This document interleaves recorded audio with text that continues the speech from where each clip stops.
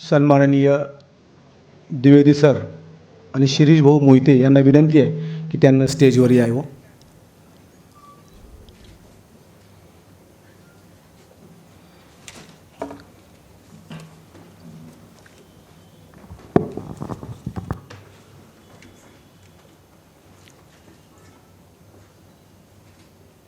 नमस्कार. आदर्श मित्रमंडळ धनकवडी यांच्या वतीनं पुण्यनगरीमधील सर्व सुजान बंधू भगिनींचं स्वागत करीत आहे. आज आपण एका वेगळ्या कार्यक्रमासाठी याच ठिकाणी सर्वजण उपस्थित आहात. प्रथमतः मी आदर्श मित्रमंडळामधील कैलासवासी नारायण बडदे व तसेच धनकवडीमधील दादा आगलावे या दोन आदर्श मित्रमंडळाच्या संबंधितांचं निधन झालेलं आहे. त्यांना 2 मिनिटं उभा राहून श्रद्धांजली वाहूया.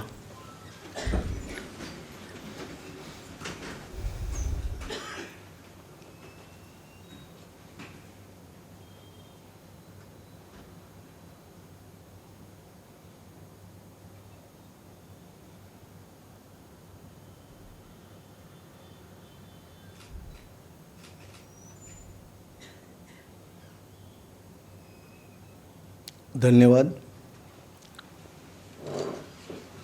यानंतर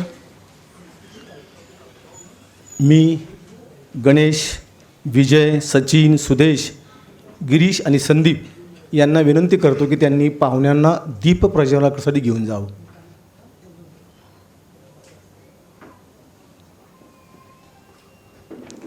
चला पटकन.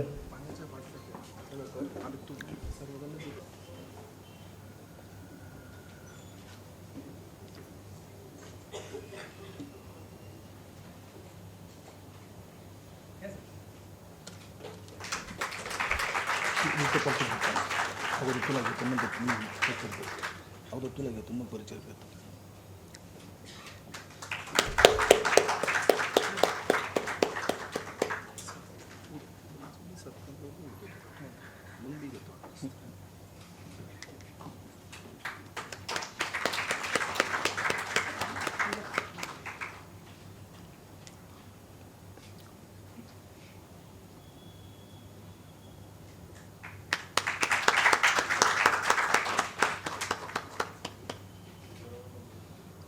उदय बस पुरे पुरे.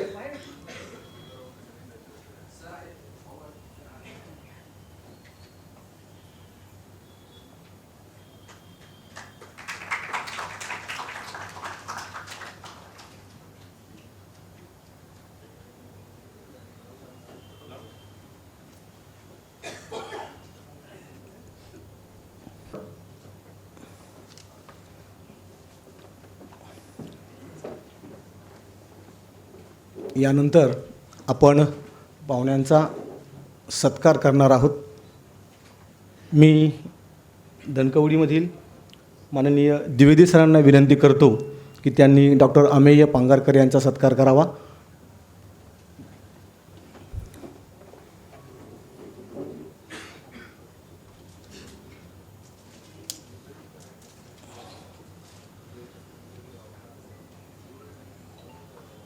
भाऊ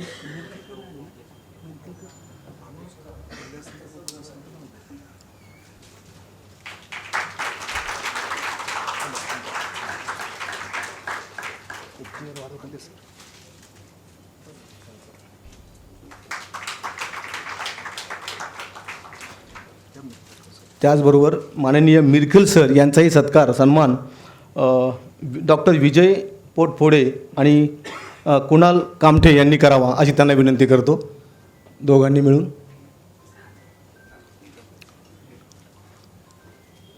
एक चेअर वा.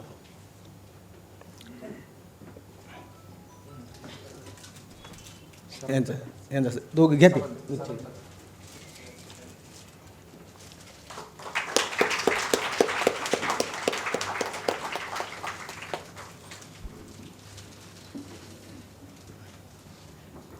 आज आपण कृत्रिम बुद्धिमत्ता या विषयावरती प्रबोधन सत्रासाठी या ठिकाणी उपस्थित आहोत. खरं तर डॉक्टर पांगारकरांनी त्यांची ओळख सर्वांपर्यंत पोहोचवलेली आहे. त्यांचा परिचय खूप मोठा आहे, अर्धा कार्यक्रम संपेल एवढा मोठा आपला परिचय आहे. पण मी छोट्याशा याच्यामध्ये त्यांचा परिचय करून देतो. ते संचालक आहेत न्यू फ्लेक्स टॅलेंट सोल्युशनचे.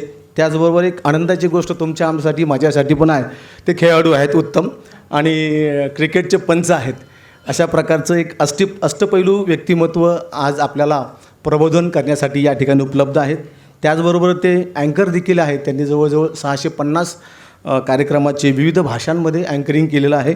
त्याचबरोबर ते युवा नाट्य गौरव पुरस्कार प्राप्त असे आहेत, गोल्ड मेडलिस्ट आहेत.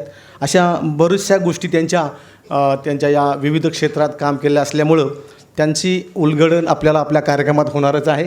त्यामुळं जास्त परिचय न करून देता मी उदय जगताप यांना बोलवतो की त्यांनी या कार्यक्रमाचं प्रास्ताविक आणि पाहुण्यांचं स्वागत करावं.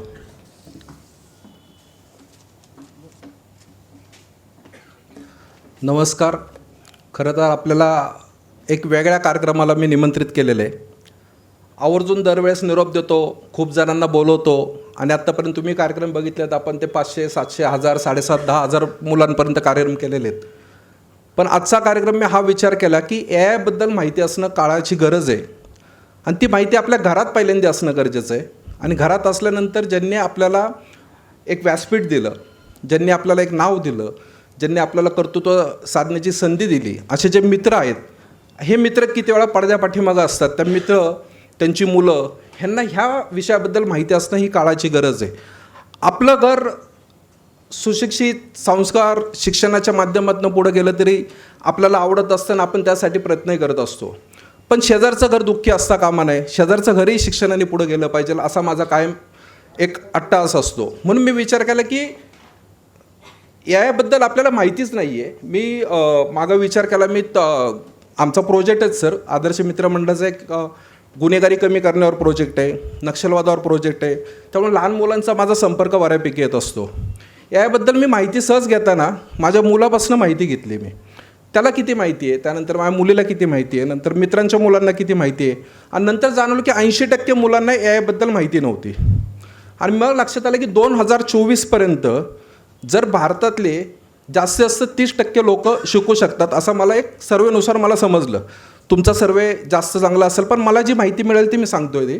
मग 2024पर्यंत फक्त 30% लोक हे शिकू शकत असतील तर 70% शिकणारच नसतील तर न शिकणाऱ्यांमध्ये आपले मित्रपरिवार असण्याची शक्यता जास्त आहे. आणि मग त्यावेळेस आपल्याला माहिती असलेलं नॉलेज आपण आपल्या मित्रपरिवारामध्ये दिलं नाही तर मला वाटतं सर्वात मोठं अपयश हे त्यावेळेस मला जाणवतं.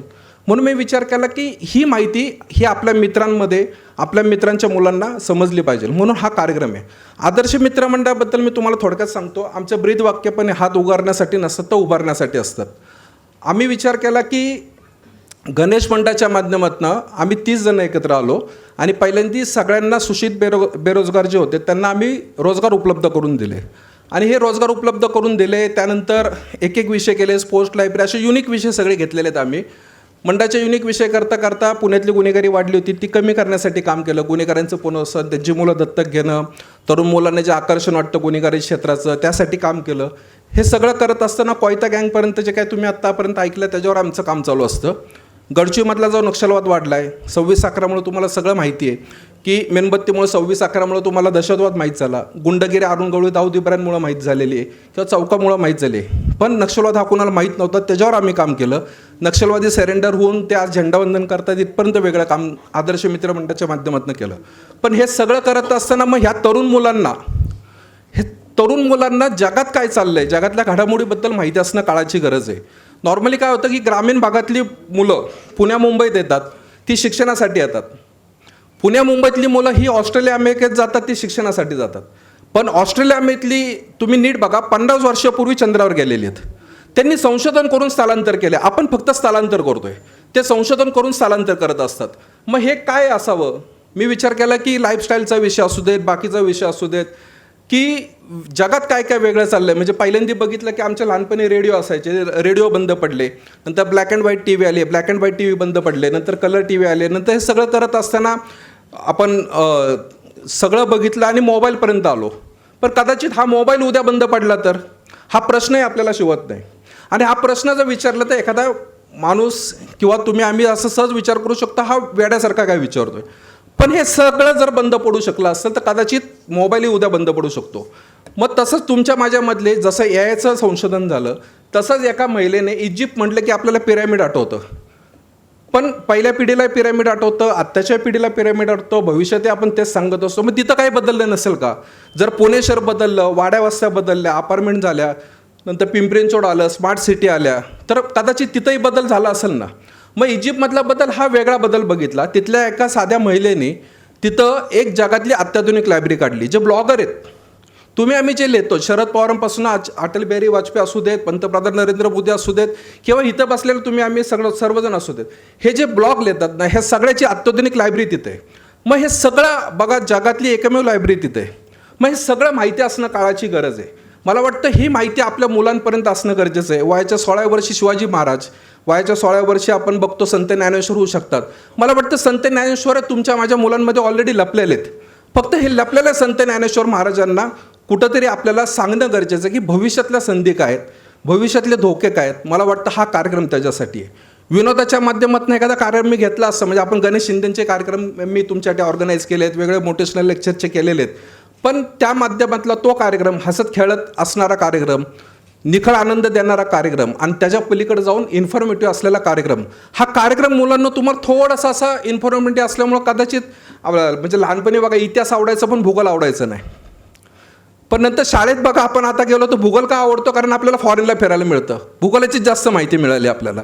मला वाटतं हा इतिहास आणि भूगोलामधला जो फरक आहे तोच फरक तुम्हाला इथं आत्ता जाणवल. पण हाच महत्त्वाचा उद्या संदेश तुमच्यासाठी, तुमच्या करिअरसाठी खूप मोलाचा ठरणार आहे.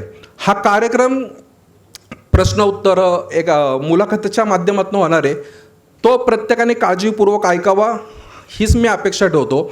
मंडळाच्या माध्यमातून जेव्हा काम करतो तेव्हा द्विवेदी सर असू देत, बेंद्रे साहेब असू देत, इथं आगलावे दादा त्यांचे चिरंजीव आलेले आहेत ते असू देत, कुणाल कामटे असू देत, शिरूभाऊ आमचे मार्गदर्शक संजीव भैलुमे सर असू देत, किंवा स्वराज आणि लॉजिकचे सर्व माझे मित्र मैत्रिणी बहीण भाऊ हे सर्वजण इथं बसलेले आहेत बऱ्यापैकी.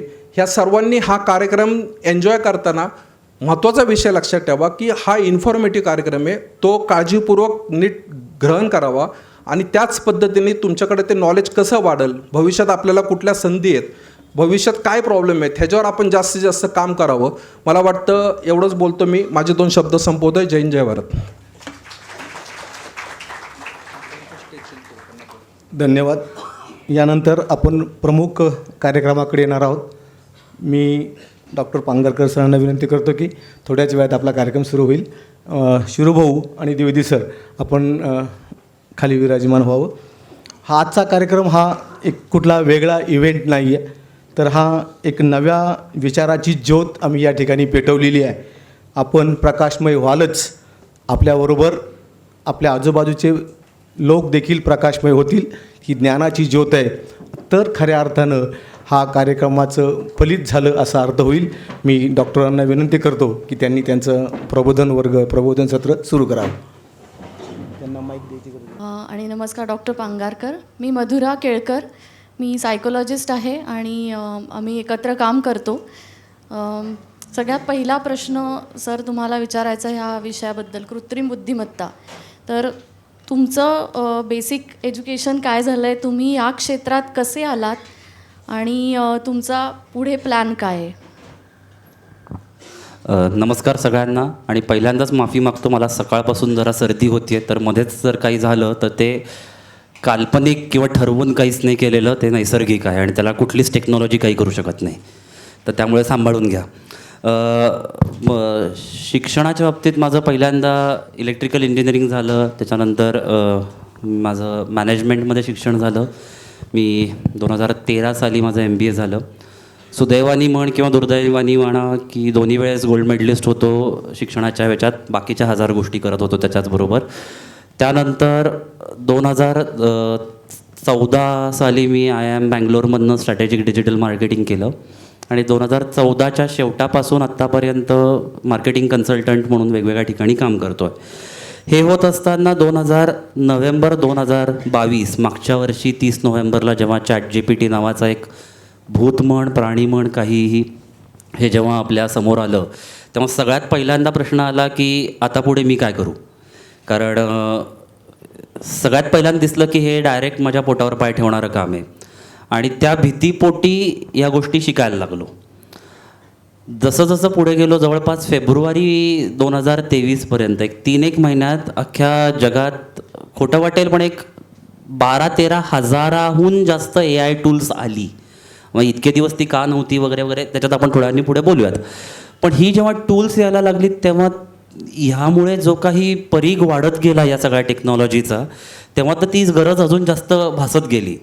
सो सुरुवात याची भीतीपोटी झाली आणि पुढच्या आणि उद्याच्या काळात आपल्याला काहीतरी काम मिळावं ह्या एका काळजीपोटी सुरुवात झाली. आणि अतिशय ऑनेस्टली सांगतो की तेव्हा माहितीही नव्हतं की काय काय पुढे वाढून ठेवलं आहे. तन्वी आत्ता इथे आली आहे, माझ्या टीममध्ये काम करते, बाहेर माधवी आहे. ही ह्या सगळ्या जणांबरोबर ही टूल्स जशी जशी एक्सप्लोअर करत गेलो तसं जूनपर्यंत 1000 ते 1200 टूल्सपर्यंत आम्ही पोचलो की जी वापरणं आता काळाची गरज झाली आहे. आणि ती सुदैवाने ज्या कंपनी मध्ये हे करतो सगळं कन्सल्टन्सी नावाची माझी जी कंपनी आहे त्या कंपनीमध्ये ॲव्हरेज एज लोकांचं 24 असल्याकारणाने मला ते खूप लवकर आत्मसात करायला गरज भासली आणि त्यांनीही त्या खूप झटाक्याने ते सगळं फटकन शिकून घेतले. त्यावरून IO टूल्स नावाचं माझं पुस्तक 16 जुलैला मी आणलं, ज्याच्यात 100 टूल्स जी प्रत्येक घराघरात पोचलीच पाहिजेत, प्रत्येकाने ती आता आत्मसात केलीच पाहिजेत अशा टूल्सपर्यंत येत गेलो. आणि मी इतके दिवस जी मार्केटिंग किंवा डिजिटल मार्केटिंग कन्सल्टन्सी करत होतो ती आता AI बेस्ड कन्सल्टन्सी करायला लागलो. पुढे काय तर ह्याचा झपाटा आत्ता ज्या वेगाने वाढतोय म्हणजे नोव्हेंबर 2022ला पहिलं जगातलं AI टूल आलं आणि आत्ता पण 8-9 महिनेच झालेत तसं बघायला गेलं तरी अगदी बाळसं धरतंय असं म्हणायला हरकत नाही AI.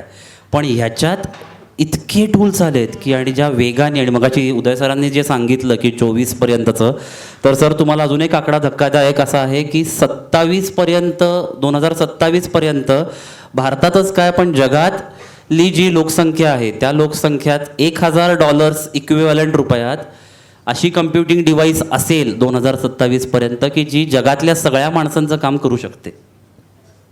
मग जर त्या लेवलला ते जर त्या वेगाने जाणार असेल तर अर्थात पहिला प्रश्न येतो की मग मी काय करू, माणसांनी काय करायचं. मग त्या सगळ्या टेक्नॉलॉजीचा फक्त आपण आहारी जायचं आहे, त्याचे फक्त आपण जसं इंटरनेट आलं आणि ह्याच्या फक्त मागे जायचं आहे का त्याच्यावर स्वार होऊन ती टेक्नॉलॉजी वापरून आपण पुढे काहीतरी करायचं आहे. अर्थातच मला वाटतं आपण दुसऱ्या ह्याच्यात असलेलं बरं आणि त्या अनुषंगाने पावलं आणि शिक्षण चालू आहे आणि असंच काहीतरी पुढे शिकत राहायची इच्छा आहे.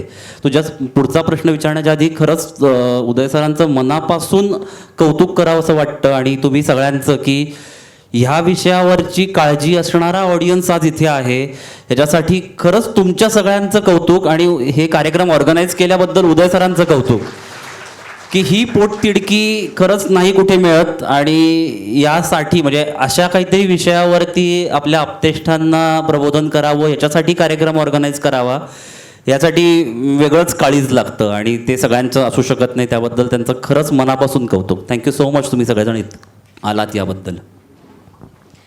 बरोबर, त्यासाठी एक वेगळी विजन पाहिजे आणि ती सगळ्यांकडे असतेच असं नाही, पण उदय सरांकडे ती नक्कीच आहे. आणि इथे आलेल्या सगळेच मला असं वाटतं की ते तो विचार डोक्यात घेऊन आलेत आणि त्यांच्याकडेही ती विजन आहे. आणि त्यामुळे तुम्ही म्हणलात तसं तुमच्या आजच्या इन्फॉर्मेटिव्ह आपल्या सेशननंतर ते आणखी विचार करतील इथली तरुण मंडळी आणि त्या मार्गावरती चालायला त्यांना प्रेरणा मिळेल.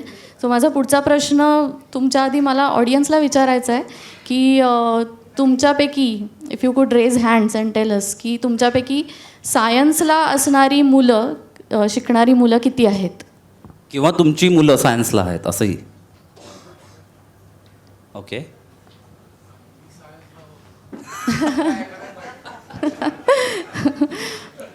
ओके.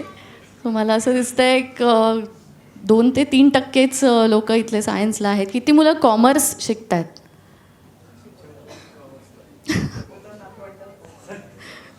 ओके.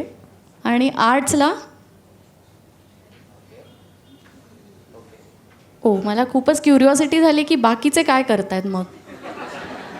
हो म्हणजे म्हणजे एकूण एक 10-12 हातच वर आलेले आहेत आत्तापर्यंत. बाकी मला दिसतंय की ह्यांच्याकडे सगळेच आहेत, कॉमर्स, आर्ट, सायन्स आणि येस लॉचे असतील.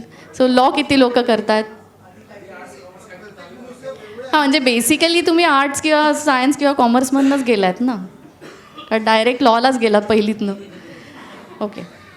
सो माझा हा प्रश्न आहे तुम्हाला की एकतर म्हणजे गोल्ड मेडलिस्ट माणूस जेव्हा म्हणतोय की मला पण काळजी वाटली आणि त्यामुळे भीती वाटून मी या क्षेत्रात पुढे रिसर्च पण चालू केला आणि कामही सुरू केलं, तर आपल्या सगळ्यांसाठी खरंच वॉर्निंग आहे, अलार्म आहे आणि आपण डेफिनेटली सिरियसली विचार करायला पाहिजे याच्यावरती. माझा दुसरा प्रश्न आहे की let start with the basics. तर कृत्रिम बुद्धिमत्ता म्हणजे काय, त्याचा इंडस्ट्री 4शी संबंध काय आणि हे कुठपर्यंत पोहोचलेलं आहे? पहिलाच बॉलला बाउन्सर असं आहे की मुळात एक जनरल, मी एक थोडं फक्त मागे जातो आणि मग इथपर्यंत येतो. तुमच्या सगळ्यांच्या मध्ये AI ही संज्ञा किंवा ही कन्सेप्ट किती जुनी असेल? साधारण किती वर्षांपासून ही कन्सेप्ट? 50 वर्ष. अजून त्याच्या आधी काही वाटतंय? 7 वर्ष झालं. ओके, काय बोलीच लावतोय आपण, त्यामुळे काय 50 वर्षांपेक्षा अजून कोणाला वाटतं की ह्याच्या आधी पण ह्याचा उदय असेल? 10 वर्ष. बर. आता एक 2-3 इंटरेस्टिंग बाबी घेऊयात, म्हणजे किती जुना हा विचार आहे हे सांगतो आणि मग नंतर इथपर्यंत येतो. मी इसवी सन पूर्व 3रं शतक मध्ये अपोलोनियस रोडियस नावाचा रोमन रायटर होऊन गेला. या अपोलोनियस रोडियसनी ॲर्गोनॉटिका नावाचं एक पुस्तक लिहिलं जे आजही इंटरनेटवर अवेलेबल आहे. ह्या पुस्तकात पहिला कृत्रिम बुद्धिमत्ता प्रेरित डिव्हाइस टॅलॉस नावाची संकल्पना आढळते. आणि ग्रीक इतिहास जर काही कोणी वाचला असेल, पर्सी जॅक्सनच्या स्वरूपात असेल किंवा नंतर वेगळ्या काही, तर ह्या टॅलॉस कॅरेक्टर खूप फेमस तुम्हाला माहिती असेल.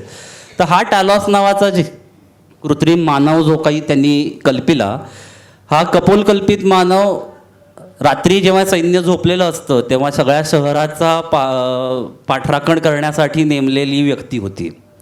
तर हे तेव्हापासून आहे.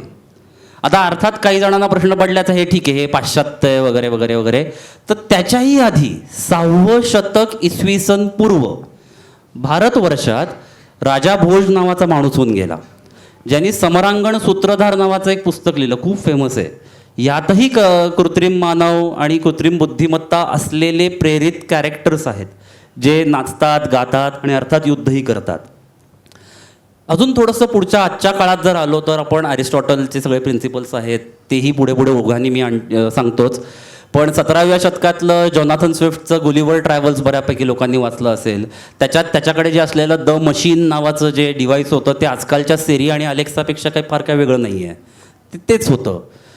अजून पुढे येऊयात 1950-40च्या दशकात, जेव्हा प्रोफेसर ॲलन ट्युरिंग नावाचा माणूस होता, खूप फेमस, त्याच्यावरती नंतर एक अवॉर्ड विनिंग फिल्म पण आली आय गेस बेनेडिक्ट कम्बरबॅचची.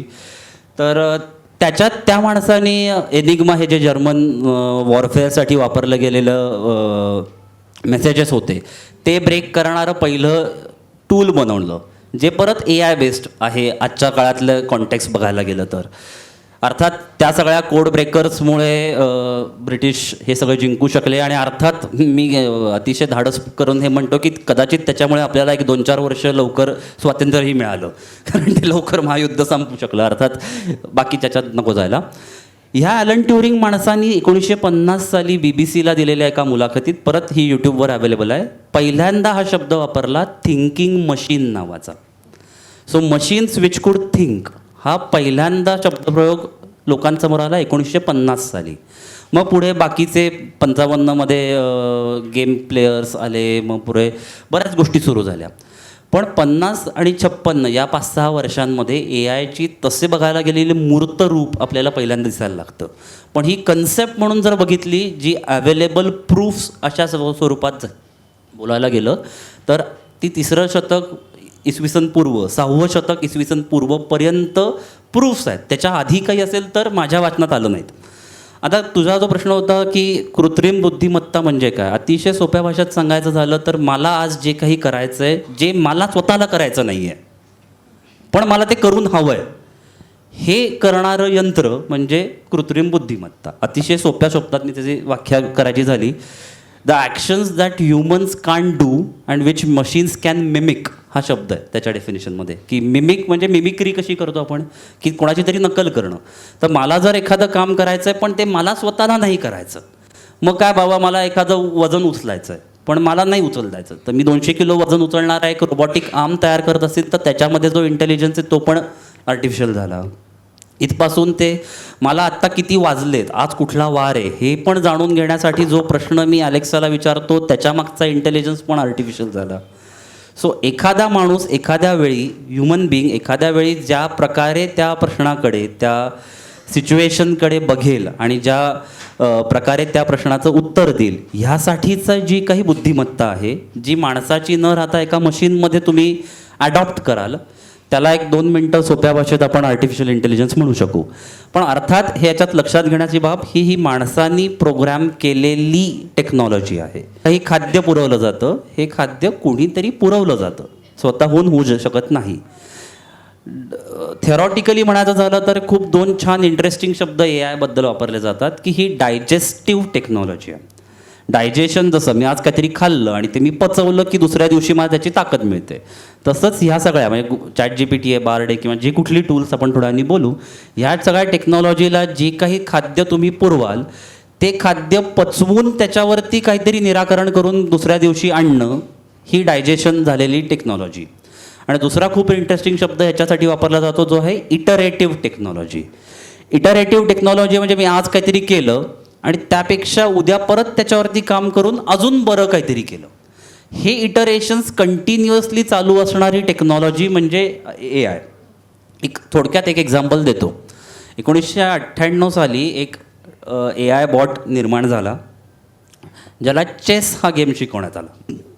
आणि त्यावेळीचा सर्वोत्कृष्ट बुद्धिबळपटू गॅरी कास्पारोव्ह याच्या अगेन्स्ट त्याला खेळवण्यात आलं. आणि माझ्या अंदाजाने त्या दोघांमध्ये 100 सामने झाले. त्या 100 सामन्यांपैकी 28 सामने हे ड्रॉ झाले आणि 72 वेळा चॅटबॉट जिंकला. आता तो जो काय बॉट होता, AI बॉट, ह्याला चेस किती वेळात शिकवलं असेल तर 4 तासात. इटरेशन्स, की जितक्या फास्ट स्पीडनी हे सगळं घडतं, हे परत मी 98 साल सांगतो. 98 आणि 2023मध्ये AIच्या बाबतीत 3 पिढ्या होऊन गेल्या, एखादी नाही 3 पिढ्या होऊन गेल्या. त्यामुळे हे ज्या झपाट्याने वाढतं आहे, अजून एक दुसरं थोडंसं म्हणजे कॉन्टेक्स्ट सगळा क्लिअर होण्यासाठी थोडंसं मोठं आणि आजूबाजूला पसरत उत्तर देतो आहे, की ह्युमन बिईंग्सचा जर आपण साधारण सगळ्या आपल्या मनुष्य प्राण्यांचा इतिहास बघितला तर तो जवळपास 1 लाखभर वर्षाचा आपण म्हणतो. सेपियन्स पुस्तक बऱ्यापैकी लोकांनी वाचलं असेल, त्याचाच आधार घेत सांगतो. यातले जवळपास 90% वर्ष माणूस शेती करत होता, ॲग्रेग्रियन आपण होतो सगळे. नंतर त्याच्यात इंडस्ट्रियल रिव्होल्युशन्स येत गेली 17व्या शतकात, पहिलं, मग दुसरं, तिसरं, चौथं हे येत गेलं.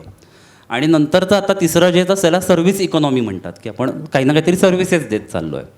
यातच हा लेखक असं म्हणतो की गेल्या 12 वर्षात 2011-12 पासून आजवर माणसाची जी ग्रोथ झाली आहे ही जवळपास गेल्या 100 वर्षांच्या इक्विव्हॅलंट आहे.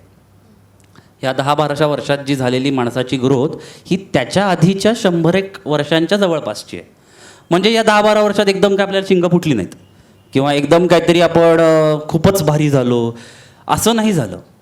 पण इंजिनिअरिंगमध्ये एक खूप छान शब्द आहे ज्याला वेलॉसिटी म्हणतो, की the speed at which these things change, हा खूप वाढला. म्हणजे ज्या झपाट्यांनी ह्या गोष्टी वाढत गेल्या तो खूपच मोठा वेग आहे. म्हणजे किती मोठा वेग आहे असं जर असू शकलं तर 1-2 मिनटं आपण एक टाईमलाईन म्हणून धरूयात किंवा एक बेसलाईन म्हणून कन्सिडर करूयात. 1 मिलियन म्हणजे 10 लाख युजर्सपर्यंत एखादी टेक्नॉलॉजी पोचण्यासाठी लागणारा वेळ, हा जर एक पॅरामीटर कन्सिडर केला तर आपल्या सगळ्यांकडे लँडलाईन फोन्स होते. त्या लँडलाईन फोन्सला 75 वर्ष लागली 10 लाख लोकांपर्यंत पोचायला. ती ChatGPTला 5 दिवसात जमली. तो पेस जो आहे, ह्या पेसमध्ये जर मी आज नाही राहिलो तर अर्थात मी काळाच्या ओघात मागे जाईन. म्हणून या झपाट्याकडे बघताना हे सगळं करण्याची गरज आहे. इंडस्ट्री 4बद्दल जे तू म्हणत होतीस की अर्थात पहिलं इंडस्ट्रियल रिव्होल्युशन झालं ज्याच्यात मेकॅनिकल सगळ्या गोष्टी व्हायला लागल्या, दुसऱ्या ह्याच्यात इलेक्ट्रिकल आलं, मग इलेक्ट्रॉनिक्स आणि बाकी गोष्टी आल्या, मग इंटरनेट सगळं झालं. आता कोबॉट नावाचं जग चालू आहे, i5 नावाच्या ह्याच्यात आहेत, 4 ऑलरेडी संपत चाललं आहे. या सगळ्यामध्ये ज्या परत वेगाने इंडस्ट्री मोठी होती आहे आणि ज्या वेगाने इंडस्ट्रीमधले इश्यूज आयडेंटिफाय होऊन त्याच्यावरती सोल्युशन्स निघत आहेत परत वेगवेगळ्या टेक्नॉलॉजीचा वापर करत, इथे परत आता AI यायला लागलं आहे. का? साधी गोष्ट आहे, मला माझ्या इंडस्ट्रीमध्ये वेस्टेज नको आहे, मला माझ्या इंडस्ट्रीमध्ये एफिशियन्सी जास्त हवी आहे, मला माझ्या इंडस्ट्रीमध्ये प्रोडक्टिव्हिटी जास्त हवी आहे. जर माणूस हे करू शकत नसेल किंवा शिकलेला माणूस हे जर करू शकत नसेल तर अर्थात तिथे मी एखादा रोबोट किंवा एखादं मशीन आणलं तर त्यात गैर काहीच नाही. त्या मानसिकतेने जर ह्याच्याकडे बघत असू तर आता नुसता हे एक उचल तिथे ठेव ह्याच्यासाठी जो माणूस होता त्याच्यासाठी आता माझ्याकडे रोबोटिक आर्म आला. तो रोबोटिक आर्म 24 तास 7 दिवस 365 दिवस ओव्हरटाईम न मागता काम करतो. त्याला दिवाळीची किंवा रविवारची सुट्टी नाही लागत. मग जर तो करत असेल तर तिथे मी अर्थातच ते करणार. आता मग माणसांनी काय करायचं, जॉब्स जातील वगैरे ह्या जर राहिलो तर तुम्ही गेलात. म्हणजे ते ऑलरेडी आलं आहे, त्याला तुम्ही नाही थांबवू शकत. ती गोष्ट शिकून त्याचा वापर कसा करायचा ह्याबाबत बोलूयात. हे आलोच नाही पाहिजे, अरे सॉरी आपण कोणीच नाही होत, आपण अतिशय नगण्य होत या सगळ्यामध्ये. हे ऑलरेडी आलं आहे आणि हे येणारच आहे, तुम्ही कोणीच थांबवू शकत नाही. मग ते शिकलेलं जास्त बरं. या उद्देशाने त्याकडे जर पॉझिटिव्हली बघितलं तर तुम्हाला अनेक ॲप्लिकेशन्स सापडतील. मी थोड्या वेळाने काही उत्तरांच्या माध्यमातून ॲक्च्युली किती नोकऱ्या गेल्या आल्या या सगळ्यांबद्दल थोड्या वेळाने बोलूच आपण. पण सगळ्यात पहिल्यांदा म्हणजे सगळ्यांच्या मनावर एकदम खूपच असं प्रश्नचिन्ह आणि आता काय बाबा संपलं अंत वगैरे असं काही नाही आहे. ह्या सगळ्या गोष्टी म्हणजे म्हणजे माझ्या इथे बरीच वडीलधारी माणसं बरीच आहेत. तुमच्या जनरेशननी बरेच चेंजेस कदाचित कम्प्युटरचे बघितले जे माझ्या जनरेशनसाठी खूपच नॅचरल होतं की अच्छा ओके घरी कम्प्युटर असणं ह्याच्यात काही वेगळं नाही. तसेच आता माझी मुलगीसाठी की घरात मोबाईल असणं आणि तिच्या हातात मोबाईल असणं हे काहीच चुकीचं नाही, त्यांच्यासाठी हे असंच असतं. हे जे चेंजेस आहेत हेच माणसाच्या जडणघडणीतले चेंजेस आहेत. आणि डार्विनपासून आत्तापर्यंत सगळे हेच म्हणतात सर्वायवल ऑफ द फिटेस्ट, तेच या बाबतीतही आहे. आय होप मी थोडासा मोठं उत्तर दिलं पण I could cover what I wanted to. Yes, आणि ते दिसतंच. म्हणजे सकाळी उठल्यापासून रात्री झोपेपर्यंत आपण ज्या ज्या वस्तू वापरतो त्याचा सगळ्यात मोठा वापर हा स्मार्टफोनचा आहे आता. आणि डॉक्टर पांगारकर म्हणले तसं सगळी ॲपसुद्धा आता स्मार्ट व्हायला लागली आहेत. अर्थात तू आता खूप छान शब्द वापरलास की स्मार्ट फोन झाला. त्याच्यावरून सहज एक वेगळाच गोष्ट आठवली आणि ती शेअर करावीशी वाटली. मला तो शब्द फार आवडतो, स्मार्ट काहीतरी. म्हणजे आजकाल माणूस सोडून सगळं स्मार्ट झालं आहे. म्हणजे स्मार्ट वॉच आहे, स्मार्ट ग्लास आहे, स्मार्टफोन आहे, स्मार्ट टी व्ही आहे, सगळं स्मार्ट झालं आहे. हे मला आवडत नाही आहे. मी सायकोलॉजिस्ट आहे. एक जस्ट मी एक किस्सा सांगतो माझ्या आयुष्यात घडलेला. की गाडी चालवत होतो, ऑफिसमधनं घरी येत होतो आणि शुक्रवार संध्याकाळ होती. कारमध्ये एकाचा फोन आला. मी स्मार्ट इन्फोटेनमेंट सिस्टीमवर फोन उचलला. मित्राशी बोलणं चाललं होतं आणि तो त्याला म्हटलं की अरे संध्याकाळी काही आहे का वेळ. मी म्हटलं हो आहे वेळ, ये घरी. तर नॉर्मल फोन झाला आणि आमच्या गप्पा संपल्या थोड्या वेळ बोलून. माझ्या गाडीतल्या स्मार्ट इन्फोटेनमेंट सिस्टीमनी माझ्या स्मार्ट घरात असलेल्या अलेक्साला सिग्नल पाठवला की मी घरी येतो आहे. मी न सांगता स्मार्ट इन्फोटेनमेंट सिस्टीमनी घरात गुगल प्लेचा त्या पॉईंटपासून घराचा रस्ता दाखवायला सुरुवात केली. अर्थात तो रस्ता फॉलो करत, जसं काही मला रस्ते माहीत नाहीत, तोच रस्ता फॉलो करत मी घरापर्यंत पोचलो. घराच्या साधारण 30 मीटर जवळ आल्यावर माझ्या बंगल्याच्या आजूबाजूचे स्मार्ट स्ट्रीट लाईट्स अर्थात अलेक्साने सुरू केले. अर्थात दार आपोआप उघडलं. गाडीतल्या स्मार्ट पार्किंग सिस्टीमनी कार आपोआप लावली.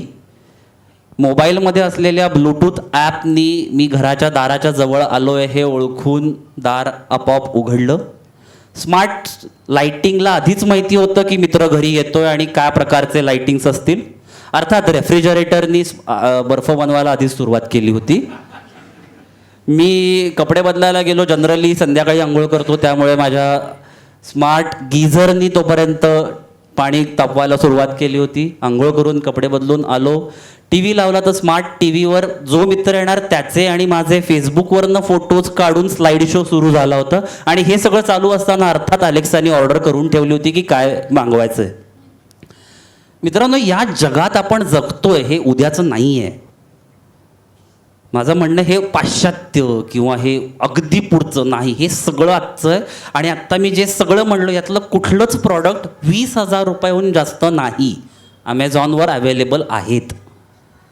हे आज घडतंय. त्यामुळे पहिल्यांदा तो पडदा टाकून देऊ की अरे बापरे हे माझ्या बाबतीत घडूच शकत नाही, हे खूपच पुढचं आहे आणि हे म्हणजे काहीतरी म्हणजे अभूतपूर्व आहे. नाही, हे सगळं अतिशय कॉमन आहे. म्हणजे इथे बरेच जण मिलेनियल्स दिसतात, त्यांच्यासाठी तर म्हणजे हां हे असंच असतं ना, म्हणजे ह्याच्यात काय चुकीचं आहे. तर ह्या जगात आपण जगतो हे पहिल्यांदा जर ॲक्सेप्ट केलं तर ह्या टेक्नॉलॉजीचा आस्वाद तुम्ही खरं चांगल्या अर्थाने घ्याल. सॉरी, तुला मध्ये थांबवलं. नाही, इनफॅक्ट मी म्हणणार होते की मग आजच्या एक्झाम्पलप्रमाणेच जर चालत राहिलं तर तुझी स्मार्ट बायको पण असं म्हणेल की आता अलेक्सा बरोबरच राहा. इंटरेस्टिंगली इजिप्तमध्ये हे घडलं. त्यांनी मगाशी इजिप्तचं पिरॅमिडचं उदाहरण दिलं. इजिप्तमध्ये हे आत्ता घडलं, मार्च 2023ची घटना आहे. तिथे एका बाईनी 34 का 36, मी वय कदाचित विसरतोय, 34 का 36 वर्षाच्या एका बाईनी एका चॅटबॉटशी लग्न केलं आणि ही बातमी सर्रास अवेलेबल आहे.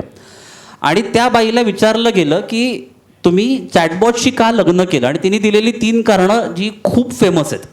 तिने 3 कारणं सांगितली. एक म्हणजे हा बॉट मला कोणाशी कम्पेअर करत नाही आणि मी बोलत असताना तो फक्त माझ्याकडे लक्ष देतो.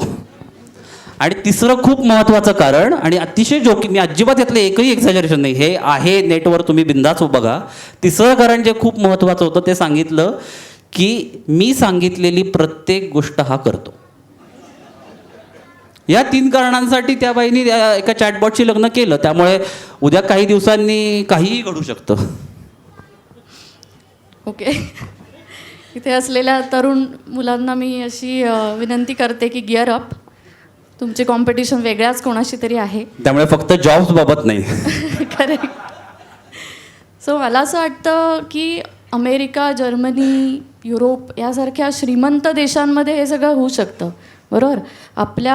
आपली भारतीय लोकसंख्या, शैक्षणिक, सामाजिक, आर्थिक स्थिती आत्ताची आणि दरी हे बघितलं तर आपल्या देशात हे किती टिकून राहू शकतं. का नाही. माझं कम्प्लिटली अपोजिट मत आहे याबद्दल. मी पहिल्यांदाच एक स्टेटमेंट करतो आणि नंतर का मला तसं वाटतं ते सांगतो. नजीकच्या 5-1 वर्षात, मी त्याच्याहून जास्तही पुढे जात नाही, आय वोंट बी सरप्राइज्ड की Bharat AI capital of the world झाला तरी मला अजिबात संशय वाटणार नाही. याची 3 प्रामुख्याने कारणं सांगतो. याच्यात अजिबात म्हणजे काहीच एक्झॅजरेशन, आणि 5 वर्ष हेही मी कुशन ठेवून सांगतोय. एक, तुझ्या माझ्याकडे ज्या काही पद्धतीचं इंटरनेट आज अवेलेबल आहे ना, हे जगातल्या कुठल्याच देशाकडे नाही आहे. जवळपास 1.5 GB इंटरनेट आपण सगळे रोज कन्झ्युम करतो. काय करतो माहीत नाही, पण रोज कन्झ्युम करतो, अभिमानाने करतो. कौतुकास्पद गोष्ट आहे. अगं महिन्याला 1 GB 750 MB महिन्याला मिळणारे काळातही आपण होतो, तिथून रोज 1.5 GB.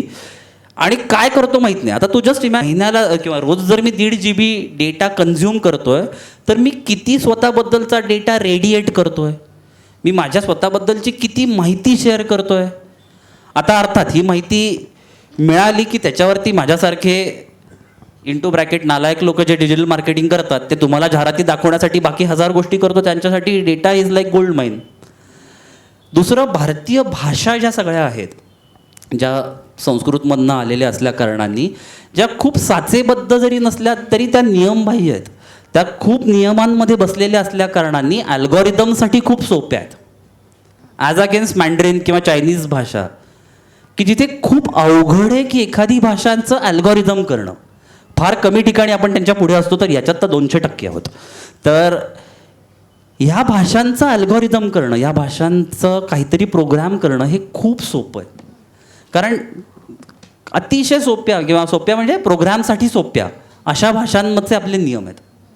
आणि तिसरं, इथे बसलेले सगळे म्हणजे आपला यूथ म्हणूयात किंवा सिनियर सिटीजन म्हणूयात, याच्या प्रत्येकाकडे फोन आहे. म्हणजे एक जस्ट एक डेटा आउट ऑफ क्युरिओसिटी आणि मजा म्हणून.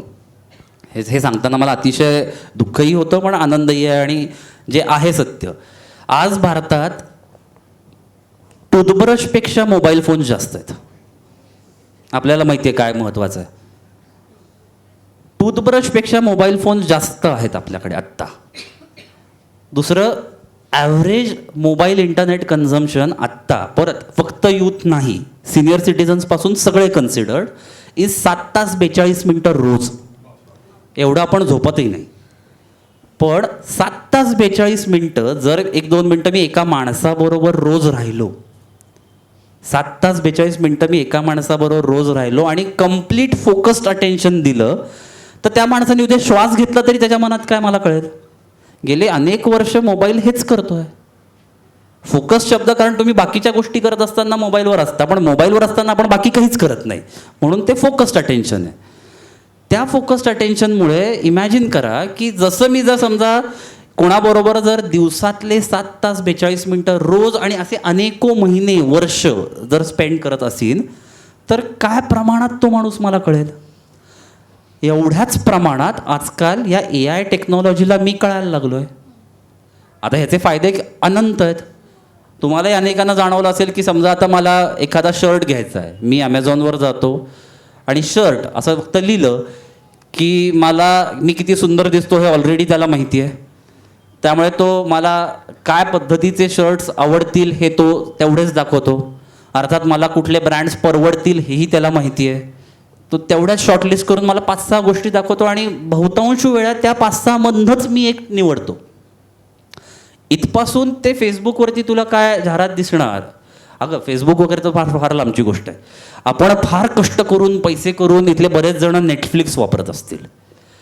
आता तुम्ही पे करून घेतलेला ॲप आहे की नाही, त्यावर काय व्हिडिओ बघायचा हेही लोकांना कळत नाही. म्हणून सरप्राईज मी नावाचं फीचर आहे त्याच्यावर, की ते दाबल्यावर ते ठरवतं की तुम्ही कुठला व्हिडिओ बघा आणि ते बघत बसतो आपण.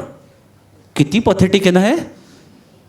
नेटफ्लिक्स सोडा, यूट्यूबवर आहे हे, can't decide what to watch, आणि आपण ते क्लिक करून ते व्हिडिओ बघत बसतो. मी मजेनी म्हणतो की आपण आउटसोर्स करतो ना कामं, की मला नाही करायचं, तसं आपण डिसिजन मेकिंग आउटसोर्स केलं आहे यायला आजकाल. आता ही मजा म्हणून ठीक आहे, पण उद्या आता तू ह्याचे इम्प्लिकेशन्स बघ की डेटिंग ॲप्सवर हे आलं सरप्राईज मी तर केवढे, त्याच्याहून पलीकडे मॅट्रिमोनियलवर आलं तर काय माहिती घटस्फोटांचं प्रमाण कमी होईल, कारण गुगल नोज यू बेटर. त्यामुळे मी तुझ्यासाठीच म्हणून म्हणलो की त्यामुळे हे होऊ शकतं. आता हे चांगलं वाईट ह्याच्यात मी पडत नाही, हे होतंय आणि हे आजूबाजूला आहे. आता भारताचा परत भाग घेता मी परत म्हटलं तसं की आपल्याकडे IT बॅकग्राऊंड आणि डिजिटल सॅव्ही हे प्रमाण अफाट आहे कम्पेअर्ड टू बाकी कुठलाही देश, पहिला. दुसरा, ऑलरेडी आपण सर्व्हिस इकॉनॉमीमध्ये आहोत. ऑलरेडी आपण IT म्हणा किंवा या सगळ्या सेक्टर्समुळे सर्व्हिस प्रोव्हायडर्स म्हणून खूप आहोत. आणि आजकाल ही जी काय AI टूल्स ज्याच्याबद्दल आपण थोड्यानी बोलू आणि बाकीच्या गोष्टींबद्दल बोलू, यातली बरीचशी टूल्स ही भारतीय लोकांनी डेव्हलप केली आहेत अमेरिकन कंपनीजसाठी. आता त्याच्यात मी पडत नाही परत, पण हे इथे होण्याचे 200% चान्सेस आहेत. आणि मी पुन्हा ते स्टेटमेंट करतो ज्याचा मला अतिशय आनंद आहे की येत्या 5-6 वर्षात भारत जर AI capital of the world झाला तर मला अजिबात नवल वाटणार नाही. येस, तुझं डेटिंग आणि बाकी सगळं ऐकून मला असं वाटलं की मी एक मानसशास्त्रज्ञ म्हणून उद्विग्न होऊन संन्यास घ्यावा आता, की माझं काम खूप वाढणार आहे हेच कळत नाही आहे मला. 200% वाढणार आहे, 200% वाढणार आहे. कारण जसं इंटरनेट आलं 80च्या आसपास सुरुवात झाली, 91 साली पहिली वेबसाईट आली आणि त्या आसपास हा सगळा वेग वाढला, तर 200% म्हणजे त्याच्यात काहीच मला प्रश्न वाटत नाही. म्हणजे तुझ्याकडे येणार आहे, म्हणजे तुझं कायम पोट भरलेलं असेल. मला नाही आवडणार असं म्हणायला. ओके, आपण गेल्या काही काळात बघितलं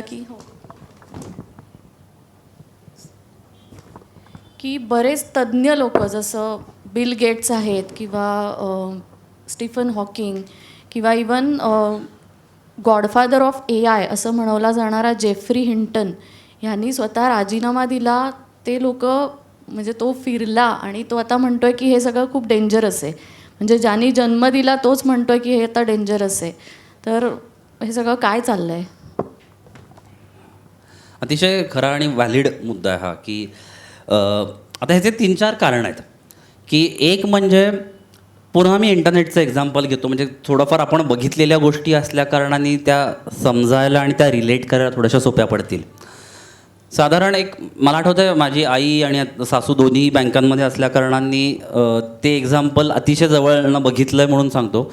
97 का 98 साल होतं आणि भारतात बँकांमध्ये संगणक येणार म्हणून खूप मोठा संप झाला होता. एक 3-4 का 5 दिवस खूप मोठा संप चालला होता आणि त्याच्यावरती म्हणजे हल्लकल्लोळ चालला होता की आता सगळ्या जणांना काय संपेलच जग म्हणजे वगैरे इथपर्यंत ते पोचलं होतं. तेच एक्झाम्पल जर मी घेतलं 97-98 साली झालेलं, माझं आकडे चुकतात जनरली, तर तिथपासून ते 23पर्यंत भारतातलं बँकिंग सेक्टर हे जवळपास 350% वाढलं आहे, कमी नाही झालेलं. त्याच्यात एम्प्लॉयमेंटची टक्क्यांची संख्या बघितलं जवळपास 95%हून जास्तच एम्प्लॉईज वाढलेत, कमी नाही झालेत. पण मग काय बदललं तर जॉब रोल बदलला. म्हणजे आता जर मी एक्झाम्पल दिलं की 18व्या शतकात जेव्हा ऑटोमोबाईलचा उदय झाला, त्याच्या आधी बैलगाडी आणि घोडागाडी चालवणारे ड्रायव्हर्स होते. ऑटोमोबिल्स जशा आल्या तेव्हा अर्थात घोडागाडी आणि बैलगाडी चालवणाऱ्यांचे जॉब्स गेले असं म्हणता येईल. का? त्यांना नवीन संधी मिळाली स्वतःला अपग्रेड करायची.